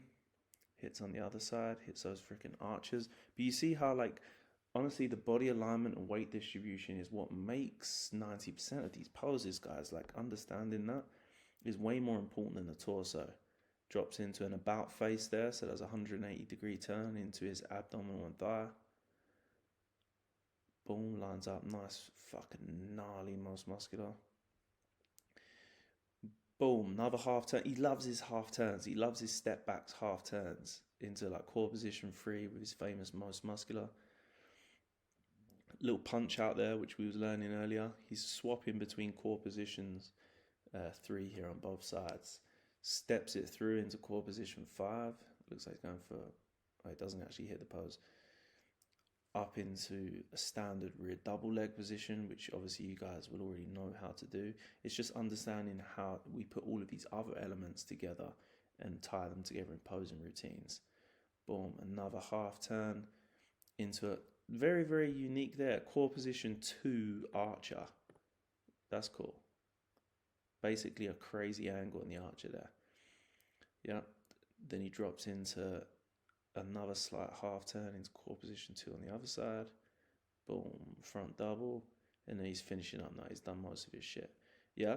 So you see, guys, like, all learnable stuff. This is how you just watch routines, analyze it. You can break it down into the footwork, and then you can actually go and practice it, improve your own flow, and then bada bing, bada boom, you're moving, lads. All right, so when it comes to building your posing routine, like, the first place I always start is with the music, okay? You have to kind of start with the music, because the music is what kind of sets the vibe for the entire routine, okay? And I'll always say to people, like, if you can try and attach your posing routine to something that is like maybe attached to an emotional time in life. I'll give you an example. So we have a member called Richard Culp inside the Posing University, and he's just done a wicked routine, tons of emotion attached to it. He did it to a song called Changes by Ozzy Osbourne, because the song meant a lot to him. The lyrics and what the song was about, like, was a very, very close presentation or representation of what is currently happening in his life right now. And that emotion just like poured out inside the posing routine. Like, I remember when I did my first ever posing routine to a song called Honor Him from Gladiator. And it was because it was my dad's favorite song, you know? And I don't know, probably looking back, I just wanted to impress my dad. So I ran that song, and it was a wicked routine. It really like came across on stage. I've done multiple songs and routines that have been attached to a particular person or a particular time. I've done one for myself and like my boy Sammy when I won my pro card. I've done a song for like my current girlfriend right now. I've done one for my mom. I've done one for my nan, Whitney Houston, that was. So like, I'll always try and attach a song to maybe devoted to a person or devoted to a particular time in life or something, you know, something that you're going through or have been through. Like, that's a great way to pick your music, okay? And if in all else, maybe you're not a very emotional person, or maybe you are, but you just don't feel comfortable, or you don't really think of music in that way, like it doesn't really speak to you in that way, then obviously you just stick to stuff you like, you know, go into genres that you like, get inspired by other people. And if you need help with this, like, you can literally just jump on the flow list, which is inside the Posing University, and we have hundreds of songs for you to choose from. And just find something that speaks to you. Like, generally, when you're listening to posing music, most of you are only going to have like 60 seconds to do a routine. So you want to make sure that in that routine, it has like a nice something that feels like a start. So generally something like a little bit slower. You don't just want to go straight into the routine. Around 30 to 45 seconds, you might want to have that drop, that particular part in the song where everything really drops, and you do that special moment in the routine. And then just attempt to have a like kind of an ending to the song, maybe where the song dips back down, or maybe you just finish on a massive high note if it's like a rock tune or something like that. But try and attach a song to an emotion, If you can't, just pick something that you love. And like I say, the flow list inside the community will massively help you with that. So now you have the music. Obviously, just a quick one, you need to edit the music. And another note, we have TPU Stage Cut, which is a really, really simple to use website inside Posey University, which allows you to like cut and fade songs absolutely for free and then download it straight to your Mac. So that's pretty cool. So again, it's another cool reason to join the Posey University because we have like a free software that allows you to like cut and edit your songs. Super fucking simple if you want to check that out. Now, the next thing that I would do when I'm trying to build my posing routine is honestly just pose selection. I think a lot of people get on stage and do routines obviously based off of what they're inspired by and what they have seen by their favorite bodybuilders or a fellow competitor, and that's wicked. But you also have to make sure that you're adapting that routine to suit your physique because not all poses look good on everyone. For example, myself, like overhead Frank Zane poses don't look very good on me. The victory pose doesn't look very good for my particular shape. What else? There's a few other poses. Certain styles of most musculars just do not look good on my physique. So I stay away from that. Like I have a list of all my best poses. I actually just wrote it down on my notes. Like I just did this over time. Like I have all of my best poses written down in my notes, and they are like, that is my bucket that I just constantly dip back in and out of to build my posing routines. You know, I do things in different orders, in different styles, but I have a set amount of, well, not set amount, but obviously the list changes as I find new things that I like. But I have my poses that I know work well for me. Ask your coach what you think, you know, what their opinion is on your best poses. Ask your partner, ask your friends, you know, ask who the guys in the gym that you're training with, like, what do you think your best poses are? Obviously, I'm sure you have your own opinions about what you feel your best poses are. It's really, really important that you highlight your physique in the best light in your posing routine, and you don't just chuck poses in there that are just kind of for the sake of it. You know, you want to pick poses that highlight your physique. And show your physique in the best light. You want to showcase the very best of yourself. So I just recommend you getting your notes out and start making a list of some of your favorite poses. And then just work with that list. Stick with the shit that works. So the next thing is obviously it's coming to like putting the routine together. Now, there's two different ways that you can do this. One of them seems very obvious, and I'm going to kind of tell you both. So the first way, which is the most obvious way, which is just start from the beginning of the song and try to find a style of posing that suits you and also matches the song, okay? And then just build from the beginning all the way to the end, utilizing poses that work on your physique, okay? And just go pose by pose, bit by bit. And one of the ways I would break this down to make it less overwhelming is kind of break the song up into sort of maybe 2 or 3 parts. So that might be like the beginning to the sort of, you know, 20-second mark, 20 to 40 seconds, so kind of like the middle of the song, and then the ending. So beginning, middle, and end. And I kind of break it up into 3 mini routines because that way it's way less overwhelming. Super simple thing, but people don't think about it. It's a lot less overwhelming, and then you can just sort of do little flows to each part of the song, okay? This actually leads into how we practice the routine when I talk about flow stacking. You're kind of flow stacking the music. This is a really simple way to break down the song so that it just makes it a little bit easier for you, okay? The second way, which is my favorite way, I obviously get very, very inspired by certain pieces of music. And when I hear a particular beat or a particular drop in my head, I'm like, oh, that transition would be beautiful to that. And it might be a transition I've done like 10, 20 times, but I'm just like, oh, I'd love to see that transition that I've done before, but to that drop, and maybe just change it a little bit, the way I move into the transition or the hand shape or the way I pace change into the song. So it doesn't have to be always something brand new. It could be something that you've done before, you know, your favorite transition, and you hear a piece of music and you're like, oh, that would look great for that. So then in that case, what I would actually do is when I picked my song, I then start building the routine from wherever the drop is in the song, which we might say is around the middle, as an example.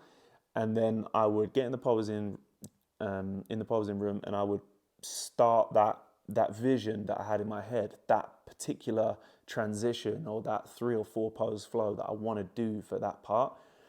I run it, practice it to that part, and then I build outwards from that, okay? And what I might do in this case is I might start with the middle. I might have it also a particular way that I want to start the routine and end the routine. So I kind of have like 3 random points in the song, like a start, middle, and end, for example, or where the drop is. And then I like fill in the gaps, just like dipping into my notes with what poses look good on me. Okay, and then just filling in the gaps and just making sure I use obviously my knowledge of footwork so that I can, once I go from the start and get to the middle, I'm in that position I need to be to start that portion of the routine. Okay, so these are the 2 ways that I build routines. And obviously, if you ever want help, just ask someone for help, like a posing coach or the posing university community. Like there's plenty of help around that you can get.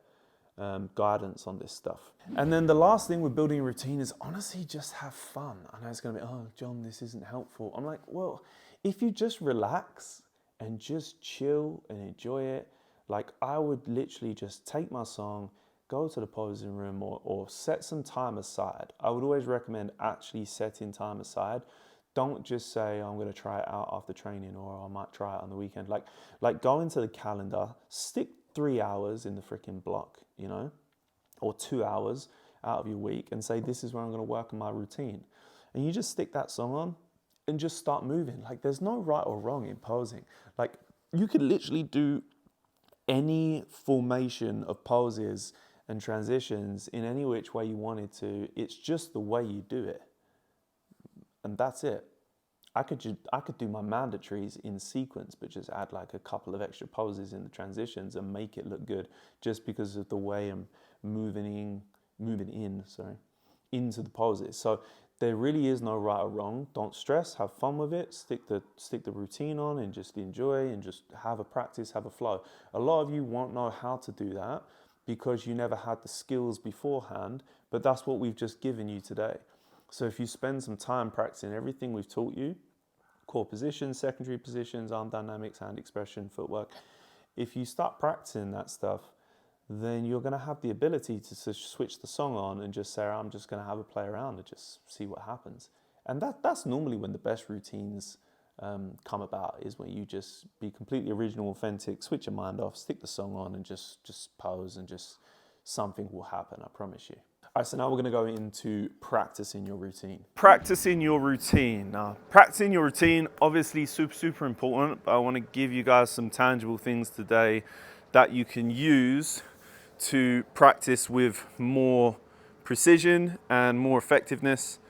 And hopefully the end result when you put that routine on stage is pretty awesome because of these tips that I'm going to share with you now. Tip number 1 is flow stacking. Okay, flow stacking is, let's say I have a routine that's made up of 12 poses. Yeah, might be a bit more, but let's say there's 12 poses in this routine. And the example I'm going to give you now is, let's say the first 4 poses, okay, is this. Let's say, I'm going to keep it real simple. Let's say we got a nice front double bicep, boom, yeah? Let's say we go into a side chest, boom. So we go drop it into a twisting rear double, and then we drop it into a core position 4 pose, okay? So let's say that's the first 4 poses in our routine, okay? I would call that a flow stack. So we could chop our routine up, where it's 12 poses, we could chop it up into 3 flow stacks of 4 poses. So when I go into the posing room or at home, wherever I practice, apparently by a swimming pool, I will practice 1 flow stack at a time. So I'm going to be like, right, today I'm going to nail flow stack number 1, okay? Which is those first 4 poses that I just showed you there. This makes it a lot less overwhelming for you to practice, okay?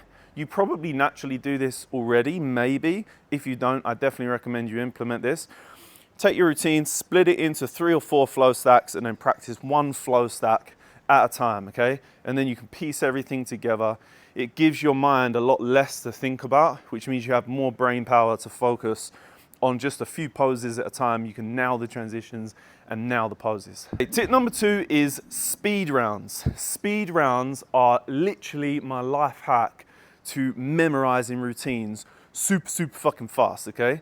So we can use speed rounds to memorize each flow stack. So my first flow stack was front double, yeah, side chest, twisting rear, and then drop it down into core position 4, yeah, into that pose. So that's my first flow stack for this particular imaginary routine. I'm now gonna speed round those 4 poses. When I speed round, I pay no attention to my leg positions. I won't even drop to the floor because all I'm trying to do is get it in my head what that flow stack is. And I don't even hit the poses. I literally just go, okay, boom, boom, boom, boom, boom, boom. Yeah, but I know I'm gonna be on the floor for that one.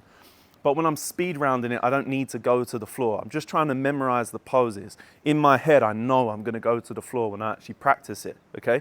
So speed round, I'll just go boom, boom, boom, boom, yeah? Boom, boom, boom, boom. I'll do that with my whole routine, speed round the whole routine, and I will have that shit locked in so fucking fast. And that is my hack to doing it. You used to see old school videos of Arnie doing this. You know, he'd be like, boom, boom, boom, doing that. That's a speed round, yeah? And you can be super loose with the poses. I don't even need to flex my bicep. I just need to sink into my head what those poses are, okay? So split it into flow stacks, okay? Then get your speed rounds going, okay? Focus on just memorizing the routine so it's locked in, and then things get super simple from there. Okay, next tip is going through tempos. So practicing through tempos. I would start very slow. Slow tempo is the first thing I would do, which means I'll go super slow. So I'm practicing every part of the routine. What am I contracting? How are my legs tight? My abs tight? Boom, my breathing. Yeah, boom. So I'm super slow, the wrist flick coming through smoothly. How do I angle my bicep there? Boom, set the leg, breathe in. Yeah, I'm gonna go through the whole routine super slow so I can really hone in on the fine tuning and the nuances of each pose, each transition, what I need to be contracting and how I'm breathing, okay? So take it down to literally like 50% pace or less. Go real slow tempo, go fine tune all the nuances, and then you're ready for the next part. So the next step is taking it to real time flow, okay? So now we can practice, boom. We can practice in real time, okay?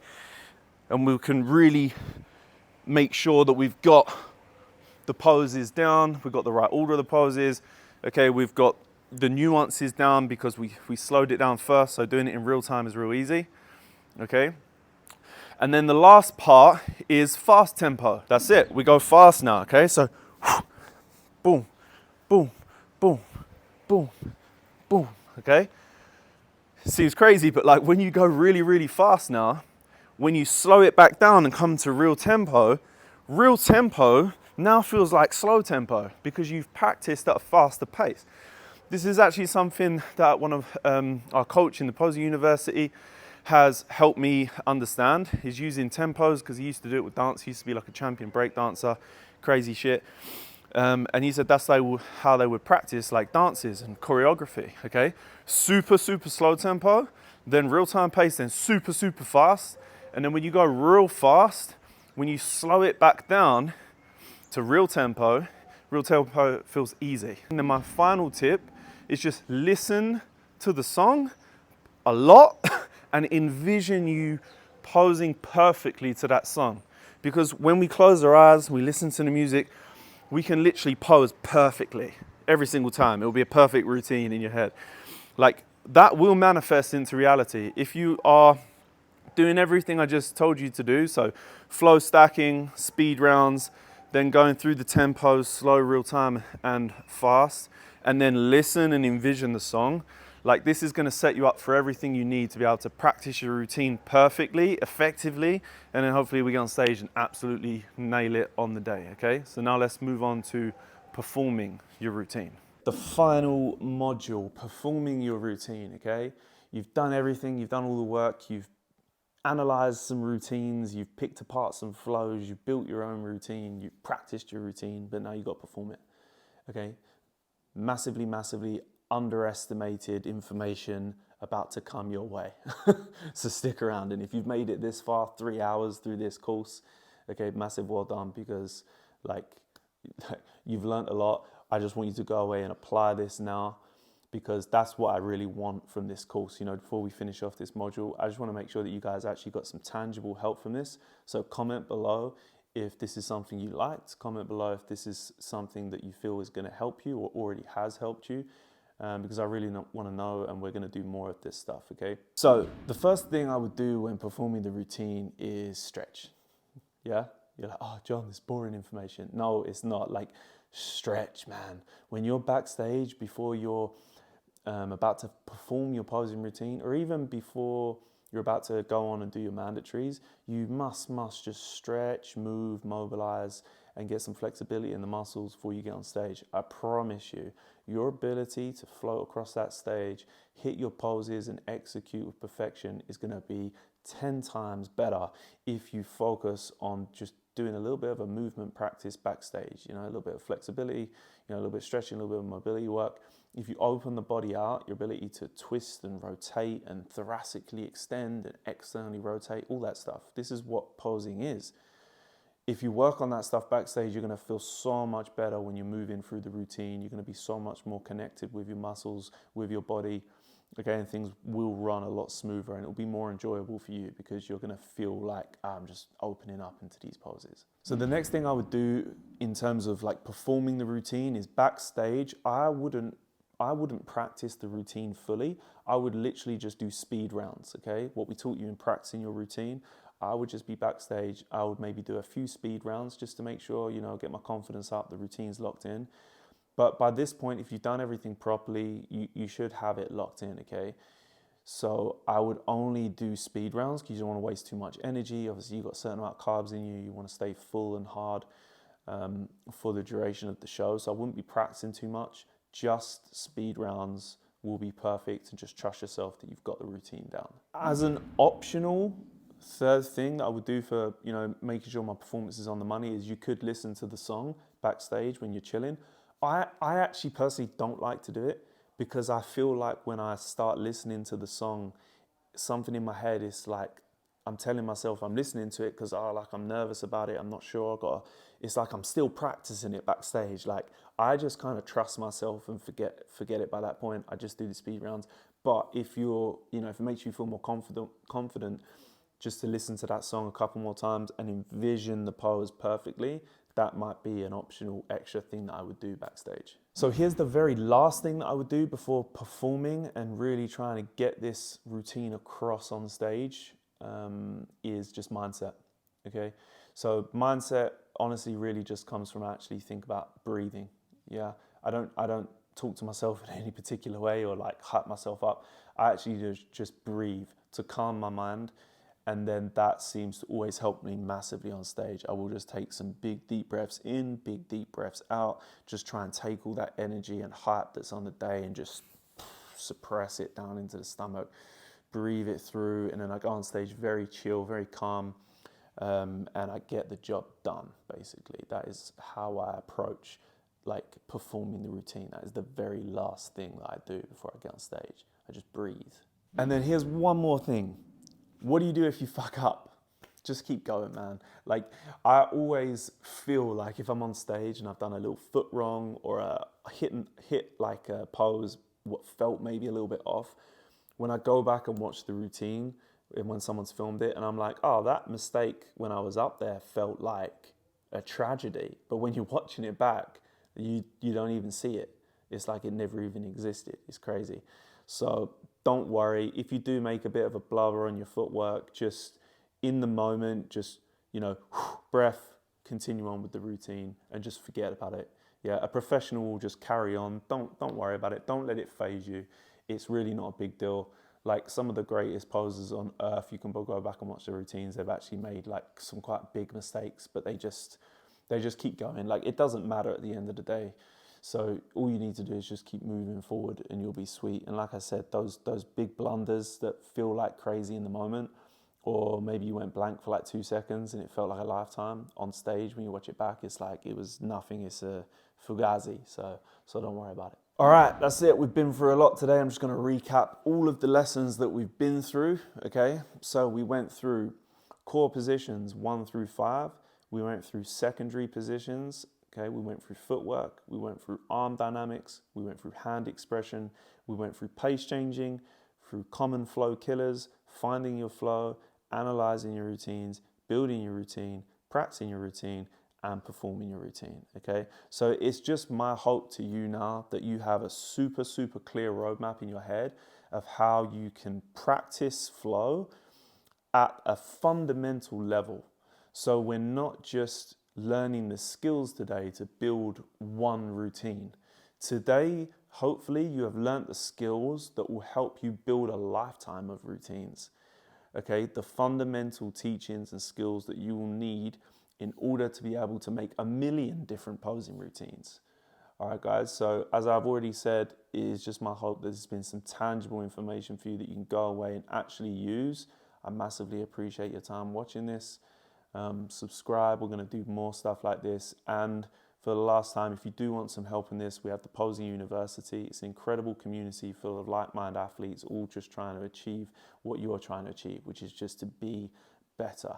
Okay, so peace and love, links below if you want to check it out. Hope you enjoyed the master, or how to master the art of flow, and I hope you enjoyed the flow print system. Yeah, peace and love.